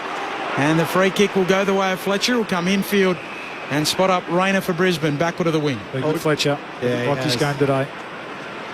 We've got a Schofield in the league at the moment. Rama? We got a No, we don't. Rayner to Levi Ashcroft. Back to Rayner. Short to Dunkley. Handball away to Rayner. High half forward. Kicks inside the attack. In 50, McLaughlin. Had a fair piece of it. Mark not paid. Gets back to his feet. McLaughlin might kick it anyway. Misses out towards the left. Gee, had a fair bit of it. Ended up on his backside. Just ripped the ball off his Richmond opponent. Shot goalward but missed. They like him, don't they? Big raps on him. Yeah. A couple of launches at the footy now. Mid-season pickup last year out of Colac. Kicked 2 goals on debut against the West Coast Eagles a fortnight ago. Kicked a lot of goals in their VFL. Lions by 42, 14 gone final term. Still to come. North and Sydney. In yesteryear, it would have been North Melbourne and South Melbourne. As Sonzi kicks around the members' wing, unable to take the mark. There is Armstrong, but he gets rid of it to Lawler. A daisy cutter inside 50. It is marked by Lynch low down. Picks it up off his bootlaces. They never got over 2 foot off the ground, I reckon. Beautiful kick. Well done, Armstrong too. Just to compete. Tommy Lynch, I mean, it's great to see him back out there. We know that. Hasn't played a lot of footy over the last 12 to 18 months, so... Tom Lynch, the godfather of this forward line, according to Adam Uze, puts his laces through it and puts it through the middle. His first of the afternoon. And Richmond bring back a little bit of respectability. 36 points, 17-10, 112, plays 11-10, 76. Quarter hour mark in the final term. Have you seen the end of that Adelaide Gold Coast game, Ray Chamberlain? The last 2 minutes, I've had a little sneaky look at half-time at what's going on there. Was it a mark? The mark, I'm not, 6 of one, half dozen of the other. They're an intuitive sort of judgment call. It's subjective. But I do think he was tackled to the ground from Collins and a free kick warranted. Yeah. So free kick for the tackle. Holding the man in a marking contest. Okay. There you go. You disagree? So decision. So I thought it was a mark, but either way, it's a free kick for Rankin or a shot at goal. Correct. Yep. There you go. Ray Chamberlain. That's why we have him with us on ABC Sport. Brisbane by 36 points. I'm sure that'll make the Adelaide fans feel even better being able to hear happy. that from one of the most experienced umpires in our time. Cannot wait to get over there on Thursday. Levi Ashcroft kicks to full forward for Brisbane. Punched away at the back by Miller. Blight. Handball away to Hopper. He gives it to Sonzi. Tackled by Cameron. Ball up half forward for Richmond. Well, Richmond are winning this quarter. There they are. Yeah, by 2 goals, 2 to 1 goal, too. So that's important. Bally mentioned fighting the game out. I think it's critical for this young team. McInerney, clever, knocks it into space for Cameron. It's half forward for Brisbane, by the way, but Richmond win it. Oh, Trezai's throw, surely. It is. That was like a basketball pass. Just threw it with his left hand into the path of Broad, and even Broad thought, I'm not even going to pick this up. That's clearly a free kick, and Brisbane will get it in the left forward pocket. Charlie wants one here. McCluggage is going to shoot. He's got one already today. He snaps, and that's good too. A couple for McCluggage, and it's party time at the G again for the Lions. 7 goals their advantage. 17 minutes into the final term. The Brisbane Lions 18-10. They lead Richmond 11-10. Saturday footy on ABC Sport. North Melbourne and Sydney coming up next. Well, look, they've done what they needed to today, really, the Lions. McCluggage has had the 25 possessions and 2 goals, 11 tackles to go along with that. So he's had a really solid game. He had McIntosh's company early in this game, and McIntosh went to Neil a little bit because Neil was getting off the chain. That's the problem. It's like, who do you pick in the Lions midfield out of those two? And you've got to add Will Ashcroft into that mix now as one of their absolute prime movers. So it's a real issue for opposition teams about which one do they actually go after, which one is more effective than the other moving forward. So played, isn't it, that midfield with McInerney back in. They've got Berry out in the wing. Rayner pinch hits through there. It's deep. Back in the middle, both rucks miss it. Hopper gathers the footy, gives it off to Nankervis. He gives it to the running short. Outside of his boot, low kick inside 50, bouncing ball, picked up by Blight, handball to Campbell. He gets it onto Dow, flicks on another handball, and they cough it up. Have full forward there, Richmond. Brisbane have the numbers. Answorth, handball, trying to get it to Wilmot out of bounds before the Richmond player comes charging through. So throw in right forward pocket here for Richmond, 42,578. Not a bad crowd in the end. Pretty good. Did look like it might have been a little bit lower earlier on today. Boundary throwing. Deep forward for the Tigs. City end of the ground. Lawler trying to fight through the tackle. Got it out. Taranto, he's locked up. Another stoppage inside the forward 50. I've got another question for Ray off the SMS. He's super popular with our audience from Paul, which is why we've got him. We're not surprised by that, as Nankervis wins it down towards Will Ashcroft, gets a kick out of the defensive 50, comes down towards Hopper. He's tackled. And a ball up. Here you go, Ray, from Paul. Can you ask Ray if he would have preferred the Samfels last possession rule rather than the nonsensical insufficient intent? Oh, a little bit too black and white, the last touch. I prefer the theatre.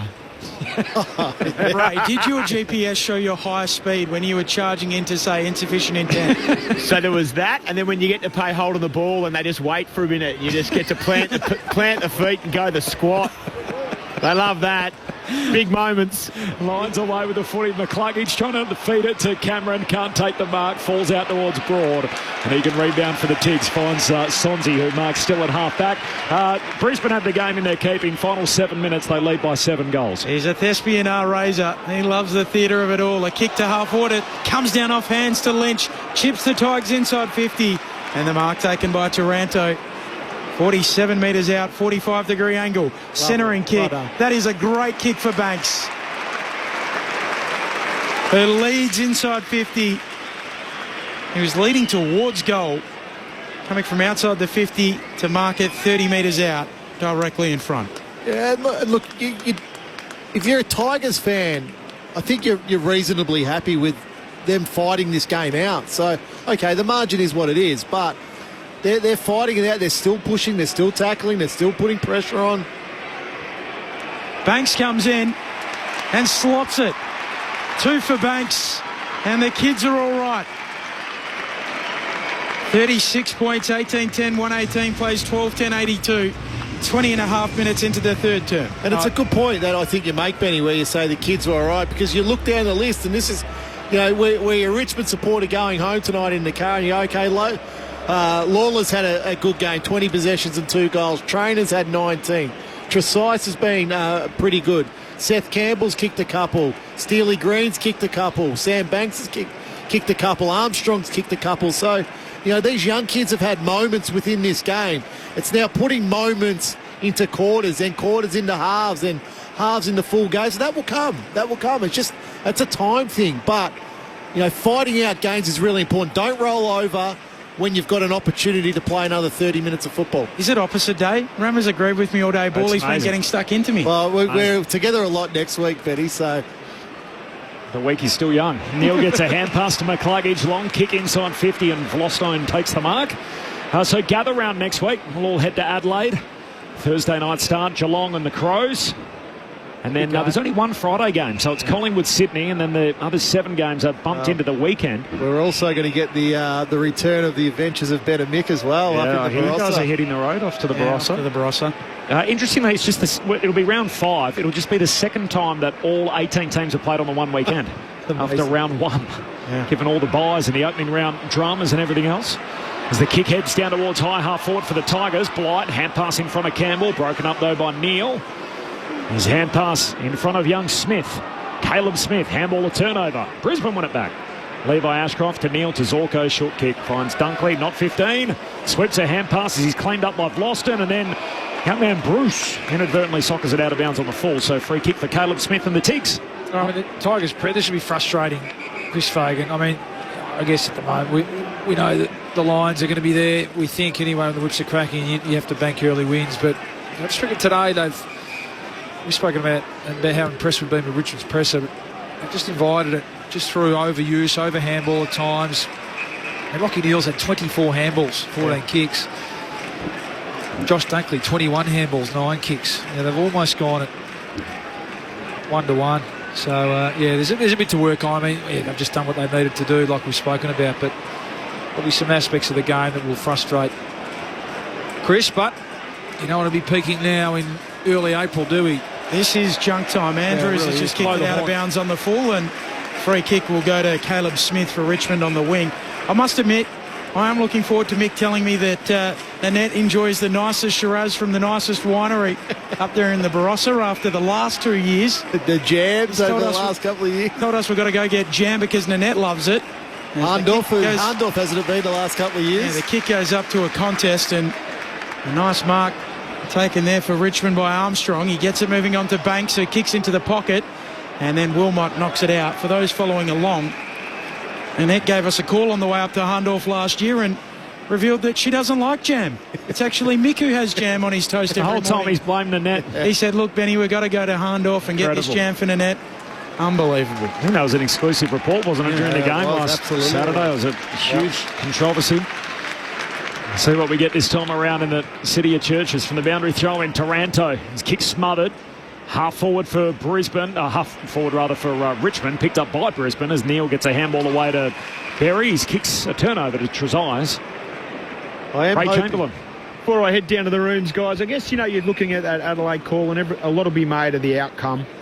For me, it's more about the why. I don't know whether you've ever been jammed up on a boundary line fence and trying to make a marking contest decision before, but it's not as easy as it may appear. That's interesting. So Richmond short kicking game. They find Hopper. Hopper pokes the pass inside the forward 50. Punched away by Leicester. Brisbane win it back. Bailey kicks it for ground.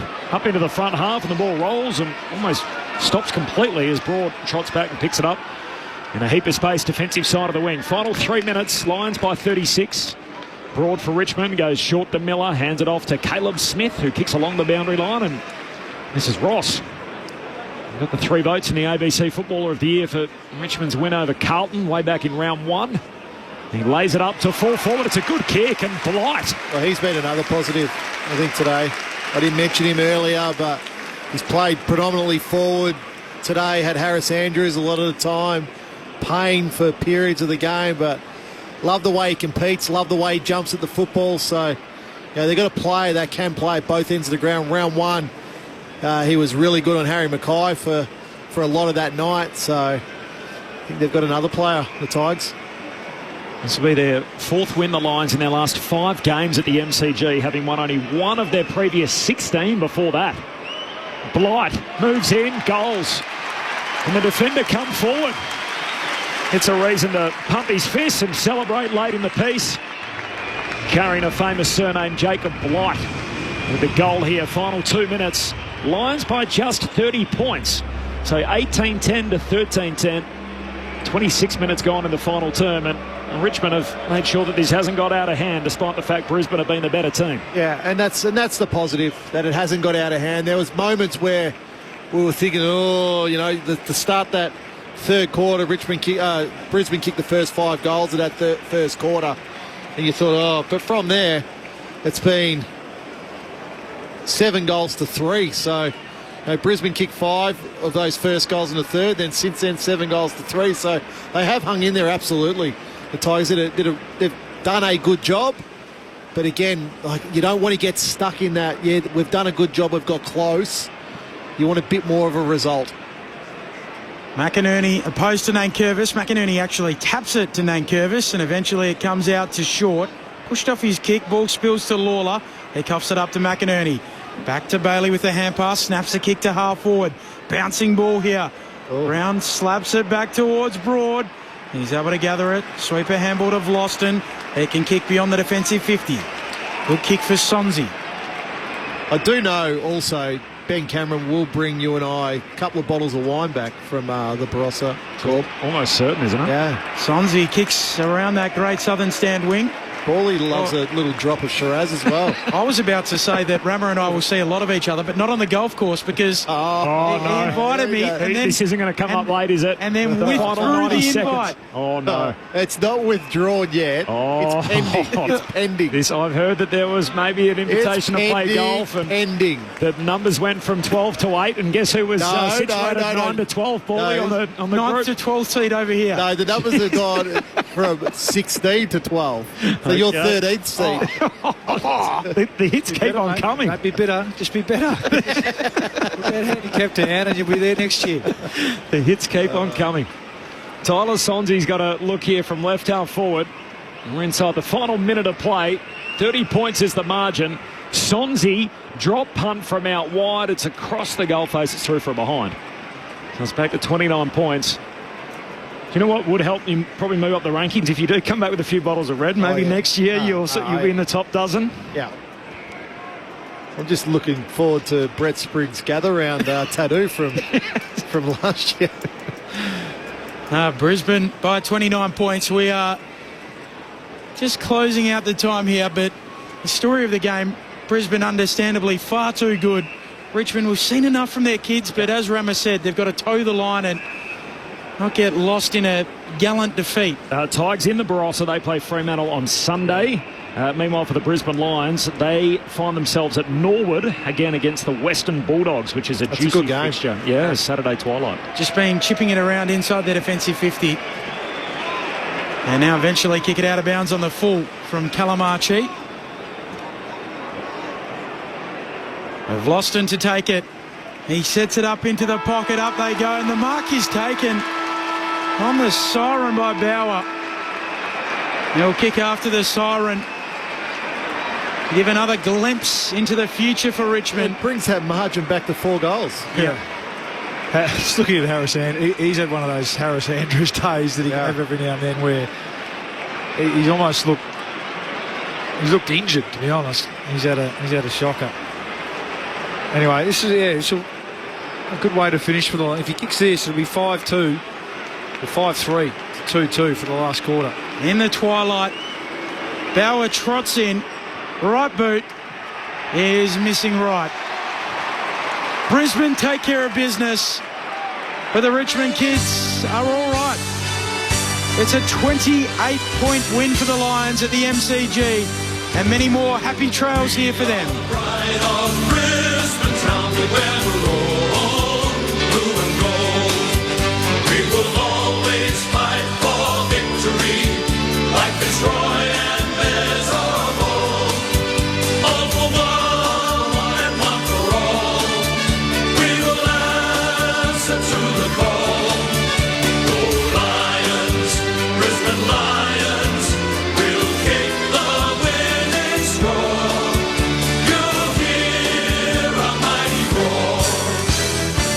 The goal kickers for Brisbane, Charlie Cameron with 3, Zach Bailey with 3, Morris, McCluggage and Ashcroft with 2. That's Will Ashcroft, who also had a goal of the year contender.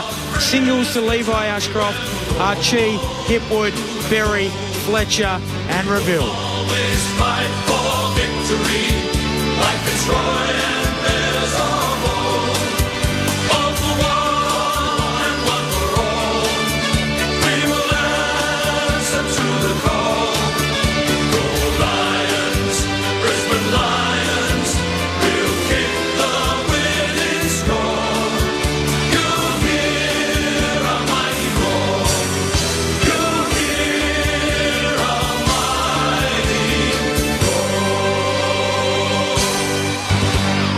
Or at least a tempered one when you are the reigning premiers and you win in round 4 of the MCG against a team most expect to be down around the bottom.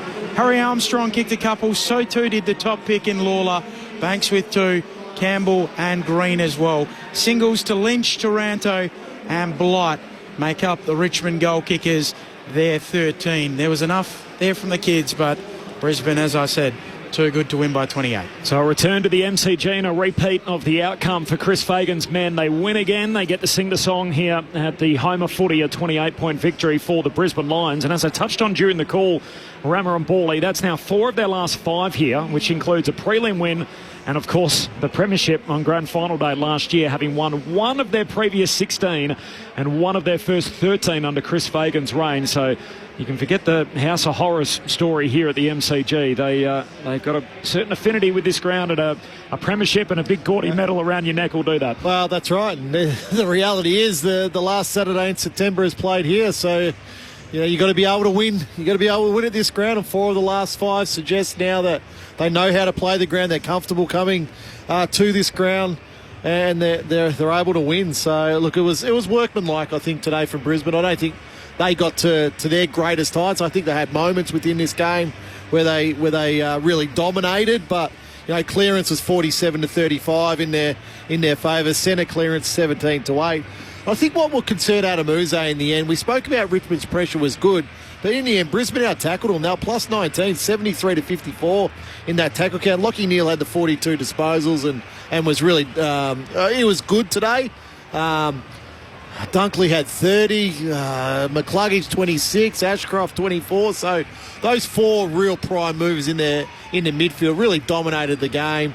You know, you get 2 goals out of McCluggage, 2 goals out of Ashcroft. Inside 50s are 60-40 and in their favour. So they come to the MC, get the win, jump back on the plane, no injuries, and they go into gather round against the Western Bulldogs at Norwood, which should be a really good game. The Tigers, yep, the kids went okay. I'm rapt that they fought the game, really fought that game out, 28-point margin. We said if they can get within 6 goals, it would be a good result. But you look at those young guys, Lawler, Tresize, Thompson Dow, Traynor, Seth Campbell, Banks, Green, Armstrong, even Caleb Smith. He plays on Charlie Cameron. Yep. Charlie kicks 3, but he did a good job. Yep. And then Jacob Blythe, I thought was really good also. Yep. But again, and you know, I mentioned it and Betty mentioned it. It's you get to a point where you've got to get over the hump of getting those 5 and 6 goal losses,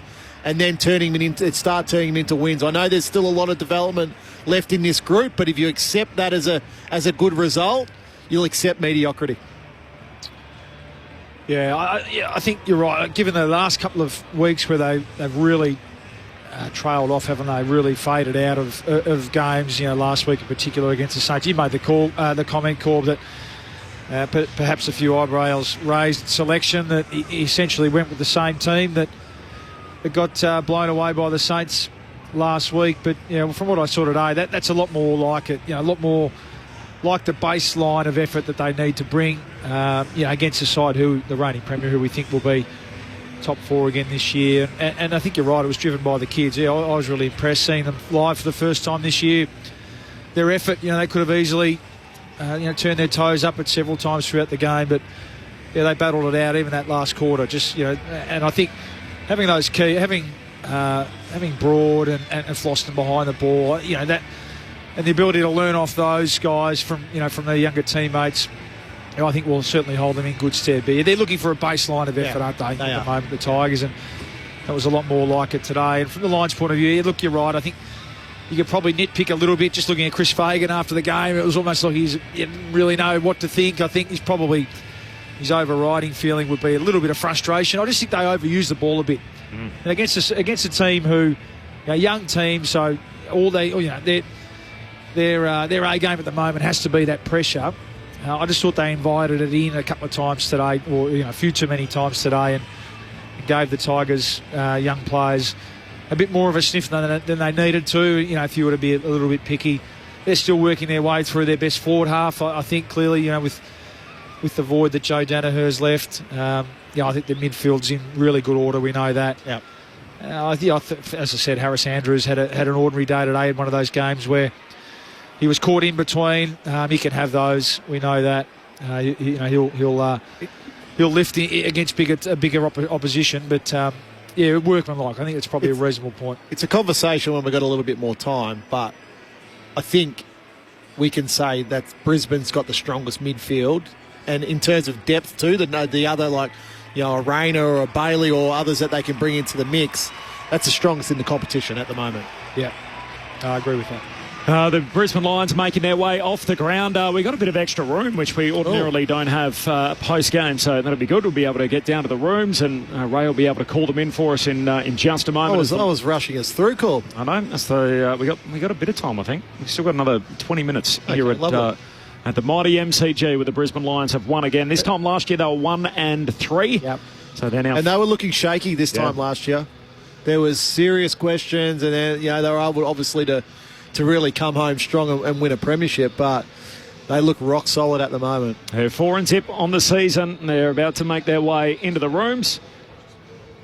We'll see if we can check in with Ray Chamberlain down there as the Lions make their way in. They win by 28 points, having led by 55 at one stage. Into the winners' rooms with Ray Chamberlain. Ray. The boys are just making their way in now, and look, got the job done. Pretty level-headed as they enter in. I think they're just happy to get the 4 points and get one under their belt, head home, gather themselves before they head off to Adelaide next week. How do they look down there, Ray? Pretty reserved. I think it's a composed win. I think they're happy to get the points and then get on the plane, get home, and set themselves for gather round. But I think they'll be pleased to get the 4 points without any injuries, to be honest.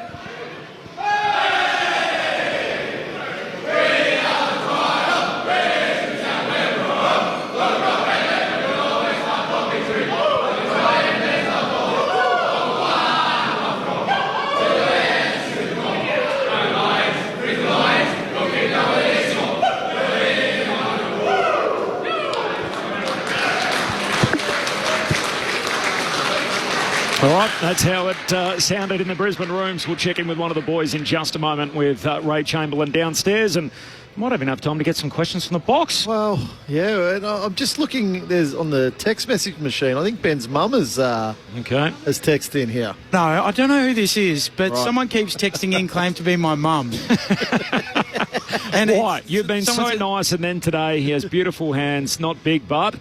and now you are leaving him behind for golf. Why? I don't know who this is, but it's quite funny, isn't it? It's good gear. It's good. I'll pay that. Yeah. It's not my mum, though. I just want everyone to know. The rematch of the Port v Hawthorn game with Ken Hinkley and Ginnivan from Mick. To that. That's popcorn stuff. That's Sunday night, so we've got to wait all weekend for it. But Sunday night fixture to close out gather round next weekend.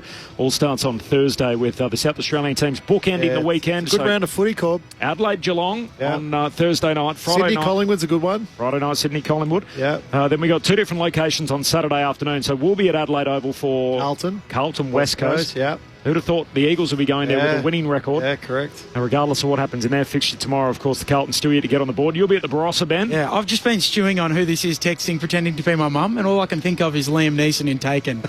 I'm not going to go as far as the second part, but I will find you. North Melbourne and Gold Coast is the Barossa game. In the twilight, it is the Bulldogs and the Lions. Lovely game. Yeah, like that. Good one. Saturday night, Melbourne and Essendon. That's got some storylines. And then the 3 on Sunday. First game starts at 12:35 Eastern, so they won't overlap. We'll be able to get them all in. Richmond versus Fremantle at the Barossa. Following that, out at Norwood for Saints Giants. I don't mind that game. Saints, by the way, it'll be their third third game in South Australia in 5 games. Yeah. Weird start to the season. And then the popcorn game, the Hinkley-Ginnivan to finish off Port Adelaide and Hawthorn. Let's get to the winners' rooms with Ray Chamberlain. Ray. Thanks, guys. I'm down here with Oscar McInerney returning back to the AFL scene after a little bit of time rehabbing his shoulder. Oscar, how was that today? Yeah, it was good. It was a bit too much speed on the ball for slow fellas like me, but good to see it. And the kick has really shown. Look, guys, I'm very happy that this is an auditory medium. I'm standing on a plastic chair so I can eyeball the big fella. Now, Oscar, obviously, mate, you get it started, engine room, and you've got a whole heap of options around you. Tell me about the group that you get to work with in the middle of the ground there. Oh, yeah. I'm so lucky to sort of go to a centre bounce and see some of the names there. McCluggage, Neil, Dunkley, Ashcroft times 2. It's a pretty amazing job, sort of, but I've just got to try and make a contest because if we can get it to ground, the boys will do a fantastic job most of the times. Well, you do a pretty decent job yourself, mate. Now, tell us a little bit about the shoulder and what the rehabilitation has entailed. Yeah, it was a bit slow to start, but the beauty of it was we had time up our sleeve with the pre-season and the off-season, so just about getting the range in it. And then pretty much after Christmas, it was full noise, back into the contact, back into the wrestling with the big boys, and feeling pretty good now. Now, before I throw upstairs to see if any of the boys have got a question there, I did notice it's your left shoulder, and I looked at you when I came into the rooms, and I played a bit of cricket back in the day, and I went, this guy must bowl some serious heat. Is it true that you bowl left-arm orthodox spin? Yeah, and it's absolute pump as well. But, yeah, the shoulder now, I won't be able to bowl, so I think that's a blessing in disguise. I tend to agree. Boys, any questions for the big fella? Oh, it's Rammer, mate, up here. Well done on today's game. Where were you when Will Ashcroft kicked that goal? Because that is one of the better goals that I've seen in a long, long time. Yeah, 15 out. I had a beautiful view of it, actually. Didn't really leave the stoppage, and he's gone chasing it through, and he's incredible. It's not the first one he kicked. He's done it since he's arrived on the scene. He's a phenomenal talent, and how lucky are we to get to see that live. Well, you had a small issue at the MCG dating back, but you've won 4 of your last 5. Is it just a simple maturity within the playing group now? Have you changed your preparation slightly? What's been the difference? To be honest, we just kept it nice and consistent. There was definitely noise around that before we were able to snaffle that first win, but we were in the game for those ones that we were losing, sort of once Fags came on.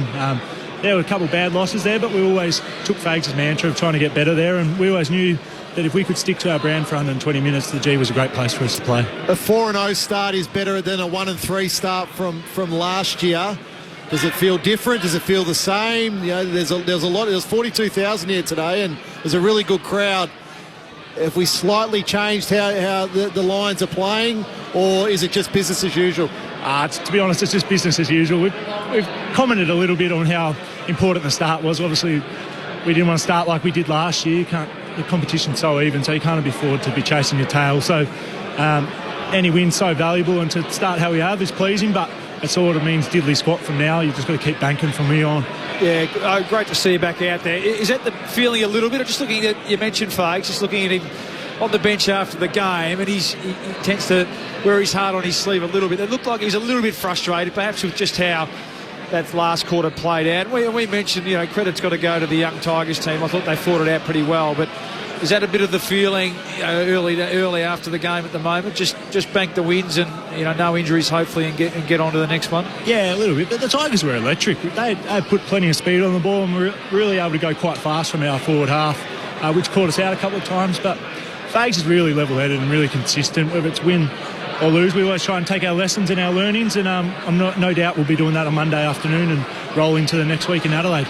You lost your partner, but the big guy that was giving you a chop out last year, and we know that life post Joe has started. I want to ask about Sam Day, though. It's just fantastic to see him out there. He's obviously a guy who has had so much bad luck in his career. Just tell us a little bit about Sam. I'm sure you're working pretty closely with him. Yeah, Daisy hasn't put a foot wrong since he's rolled into the footy club. He's extremely fit. He's as strong as an ox, and that's all you need. And down in the forward line, he creates a great contest that brings guys like Charlie, Zach Bailey into the game, but he can also hang on to him himself. He's such a presence. He commands the best defender, and I think he gives us a really strong look up forward when we're going into our forward line. Big O, correct me if I'm wrong, but I believe Adam Ramanauskas is your manager, is he not? Yeah, he is, yep. Did you get an invite for golf in Gather Round, or because I missed out? No, I didn't, but you wouldn't want to see my swing. It's absolutely pumped. Big O and I were talking just before, guys, and we're just signing a congratulations card also on the under-16s premiership. That hadn't gone through to the keeper. The big fella was aware. You're across it, Big O. What's he like as a manager? Yeah, he's just the best in the business, I reckon. He gets down and dirty and does all the heavy lifting for us. So I love you, O. Beautiful. I did, maybe I've got a little bit of intel, maybe I don't, but I was told it probably wouldn't be the worst thing to ask you. If there's a way to celebrate, is there a certain green can that perhaps you might be able to find your way for a bit of a celebratory drink? No, well, obviously it's going to be yellow because of the amazing sponsors for it. Of course. Yes. All right, boys. Big O's getting called into the room, so I'm going to give him a chop out here. It's the best block he's got all day. Thanks very much for your time, Oscar. Really appreciate it, and good luck for the rest of the year, mate. Thanks, boys. Thanks, Rosa. Oscar McInerney, one of the nice guys in footy. One of the absolute good guys. He's a ripper. Yeah. That interview post-grand final. Amazing. Unbelievable. He's still emotional about it. Yeah. Well, I was just saying, I couldn't get over how good a bloke he is. Yeah. No, that is something we have never seen in the history of the game. So he is so humble as a person. He's still he can't believe that he's playing AFL football, and he thinks to himself, "Oh, there's so many better players than me." But he just competes. As a midfielder, Bally would have absolutely loved to have played with Oscar McInerney. Yeah, beauty. Yep, it's amazing to be experiencing that as a personal, to miss out on it, winning a premiership, and yet he never looked at it that way, and there wasn't any part of it that was manufactured or anything like that. He was genuinely chuffed that the team had won and that they'd been there, and we talk all the time about premiership players and the team as opposed to people part of the broader squad. The only way to change that is to change the feeling around it. And for someone like Oscar McInerney, he lived it and he felt as much part of it as everyone else, and so he should. He was. And I think he ended up with a medal. He did in the end. Chris Fagan's medal. Yeah. Was it definitely Fagan's medal, or Fagan got a? He got an actual premiership medal that the players get, but he also got the Jock McHale medal, and that was so the coach gets both, do they? Yep. And Fagan just said, "This is yours, Big O." So not presented on the ground, but they give it to them afterwards. So there's 24 of them. So one for the coach and then the 23 players. And Fagan basically said, "Well, I've got the Jock McHale medal and I'll be the premiership coach. So here, Oscar, you have this." I mean, everyone talks about culture, don't they, at footy clubs? But ultimately, it comes down to actions and behaviours of your people. And when you've got someone like that acting like that, it just filters through and it just sets the tone. So, and it's no surprise that club is where it's at the moment. It's a powerhouse, isn't it? And it just filters through the rest of the playing group. That selfless attitude, that we before me. It's fantastic. And they've still got Lomans to come back into this team. We haven't even seen Tom Dode, so he played in the VFL today. Yeah, so. Starcevic, obviously, concussion layoff, and then Kitty Coleman at some point. Coleman, so they've got a deep list. Yeah. We'll watch this space on Brisbane. What they have 18 today. Their premiership players out there sharing 19 medals. 0437 774 774, the SMS number. Just repeating, Bailey Fritsch got a fine for his rough conduct charge. The tunnelling on Tom Stewart last night, so that came back as expected, and the same as the one on Mason Redmond a couple of weeks ago. So a fine for Bailey Fritsch after the incident on Tom Stewart. We're watching on our monitors pictures of North Melbourne and Sydney, which is the next game on deck. So that's coming up shortly. We'll take you there for the opening bounce of the Roos and the Swans. Good game, that. Interesting game of footy, isn't it? Yeah, really interesting. Yeah. It's what, hard to pick few of these. The winner. I like the form. I like the trajectory that North are on. I just think, can they maintain the rage for 4 quarters? That's a challenge for them. Swans have got a few out, so really looking forward to that one. A few of the North boys happy with the rig, just no warm-up jumper on, just knew the cameras were on them. So it's a balmy 18 degrees today, or less. And it's like they were up in Queensland, wasn't it? Top south, anyway. Who have you tipped? Pre-season. Swans, but with no real confidence. Okay. Yeah. I actually think I've tipped the upset here. I think North can win. Swans, I think they can. Yeah, definitely. Yeah, I've tipped North. Swans go okay under the roof. They're not bad under the roof as well, but So without Papley, it just worries me where their goals or who's creating their goals. Yep. Gordon's been a huge loss, which we haven't spoken about enough, and just the influence that he has on the. I feel Isaac Heaney tonight needs to really play more forward. and B, because you just don't know what you're going to get out of McLean or Amadi or McDonald. You're unsure. You're really unsure. They've tried Tom McCann there, but he needs to go back to stiffen up that their defence. So I just feel like it's a night where Heaney needs to play forward now without a Papley. Papley's out for a long time. That's like the heel injury is a broken heel. He's got a fracture in his heel, so it's a nasty injury that he's going to be carrying. Yeah, he'll eventually heal though. You wonder why you're not playing golf. Imagine that for 18 holes. That was good gear. What were we saying? We went from 16 to 12. You're about 17 at the moment. I think even if they get another group up, you're in big trouble. Off the SMS, Brad in Canberra. Hi, Corby. Oscar's such a selfless player. Really plays for his future success. That's so bad. I'd encourage you by laughing. So bad. Brisbane by 28 points. The votes in the ABC Footballer of the Year. Someone bail me out on I this. got them today. Now, I'm going to preface it by saying that the players had 42 possessions, but has missed out on a vote today. I think maybe... What? 42? Maybe he's a victim to his high standards, but he was good locking in. I just think...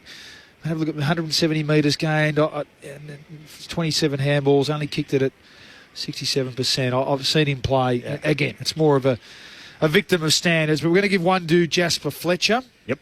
I really like the way he started his year. They've settled him at half-back. I think without Starcevic, and we spoke about Coleman as well. He's just showing his versatility. But, I love the way he takes the game on. He took 10 marks, 23 possessions, and snuck forward and kicked a goal as well, 440 metres gained. So, like the start to his year. 2 to Will Ashcroft for his 24 possessions, 2 goals. One of the leading, the goal of the year rather. Is that fair enough too? I think it's the clubhouse leader. Isn't I think it's clubhouse leader. So that's better than Rankin. Well, it's probably him or Rankin, isn't it? And Rankin sort of ran and steadied and had a shot from a little bit further out. But it's one of those two at the moment. And we're going to give 3 votes to Hugh McCluggage. 26 possessions, 14 of those contested, 12 tackles. It's not really something we tend to associate with Hugh more often, but I like that. Almost like a triple-double, isn't it, added to his game, and 2 goals. Yeah. So Hugh, I thought he set it up well early. I mean, they were all off the chain a bit early. I thought he was really prolific early and then steady through the middle part of the game. When the game was won, obviously we know that in the first sort of half, and then the Tigers fought it out. But 3 to Hugh McCluggage. 3 to McCluggage, 2 to Will Ashcroft, 1 to Fletcher. So this is good news, guys like Will Ashcroft and Fletcher in the votes early in the season in a way that perhaps early stages last year they weren't. Let's take it all into... factor it all in. Obviously, last year they had a slow start. They came good. Obviously, ended up winning the whole thing. Became just the second team in history after Adelaide to win 3 finals on the road to get it done. They did it from outside the top 4 by extension, coming from behind, obviously, in multiple big-time cutthroat finals. But are they better placed this year than last year? Because I think they are. they got Will Ashcroft, I think. But the unknown still is when they come up against a really good defence and how that's going to stand up with a Logan Morris, a Hipwood, and a Sam Day. Yeah. Just how that worked. Like Joe Danaher, I don't think people will appreciate his worth until it gets deeper and deeper into the season. And his last couple of years were just... his final series were outstanding for Brisbane. Yeah. So that's when the real test will come for the Lions. Games like this, it can be, I guess, band-aided over a little bit. But when the whips are really cracking, they're up against a really, really strong defence. Are those guys going to really stand up? So that's the mechanic. Yeah, I think from you're right. There's still some question marks from that point of view. I think their midfield, that's really deep. We know that. McInerney, Tariq, Ruck, if Andrews can have another good year, behind the ball, they're strong as well. I think winning one though, you talk about sort of dynamics, their mindset. When you do win one, to me at the moment they're playing like they've got gears and they're just sort of sparring a bit, see what the opposition's got. Even last week, Geelong, pretty good opponent, albeit in the wet, and then it was time to go. They put their foot down. Now that's, I think, not to be confused with potentially flirting with your form, but I think they've got that mindset now, that ability to. And you mentioned playing here. To me, they're an anywhere, any time team now. They had a terrific win up in Sydney against the odds. In round 2. The final against GWS, what a performance that was. So they're an anywhere, any time team, and they'll just be trying to time their run, I think, to get it right at that pointy end of the season. They've now come from 15 or more down in 5 of their last 7 matches to win. It's crazy, isn't it? Yeah, it is. So it was 5 of the last 6 leading into the day when you factor in the first 3 rounds this year. So 26 down against the Cats, 24 down against the Eagles and 15 down against the Swans. And then rewind to last year, 19 down in the prelim and 21 down in the semi against the Giants. Richmond fans will be jumping back in the car. We've got about 60 seconds just before we get out of here. We've obviously spoken about it throughout the day, the positive signs. How should they be feeling about what they saw at the G today? Mostly positive. Yeah. I think mostly positive. Yeah, it looked like there was a moment where it was going to really blow out, but to their credit, they continue to fight. I thought we've mentioned those young players. You've got to keep pushing games into them, but you've got to keep pushing the games into them when they're doing the right things as well. If they're not doing the right things, they go back to the reserves for a couple of weeks until they do the right things. Then you bring them back in. They've got a number of them, number of young players. So, to teach them properly, you've got to reward proper behaviour. Congratulations on the new championships in the family as well, Adam Ramanauskas and Luke Ball. Children winning basketball titles during the week. See you in Adelaide, Ben. Thanks, Corb. Can't wait to see you there. Packing the clubs? No. Not packing the clubs. Rubbish. I think they'll make it on the plane. Whether he can find a group or not is another thing. Thanks to Ray Chamberlain for all his work throughout the afternoon. Thanks to Cool Jules, our tech, and one of the best in the game. And, of course, to Mitch Turner back in the studio. All right, that does us from the mighty MCG. We're 2 games down out of the 3 on the Saturday slate. It was Gold Coast by a single point over the Crows. And here at the G, Brisbane keep on winning at the home of footy by 28 points against a plucky Richmond outfit. But stay with us. Coming up next for most of the network, you're off to Docklands. It is North Melbourne and Sydney. Smoke inhalation is one of the main causes of death in people caught in fires. If you or others experience any health effects, seek medical advice straight away. Keep listening to your emergency broadcaster, ABC Radio.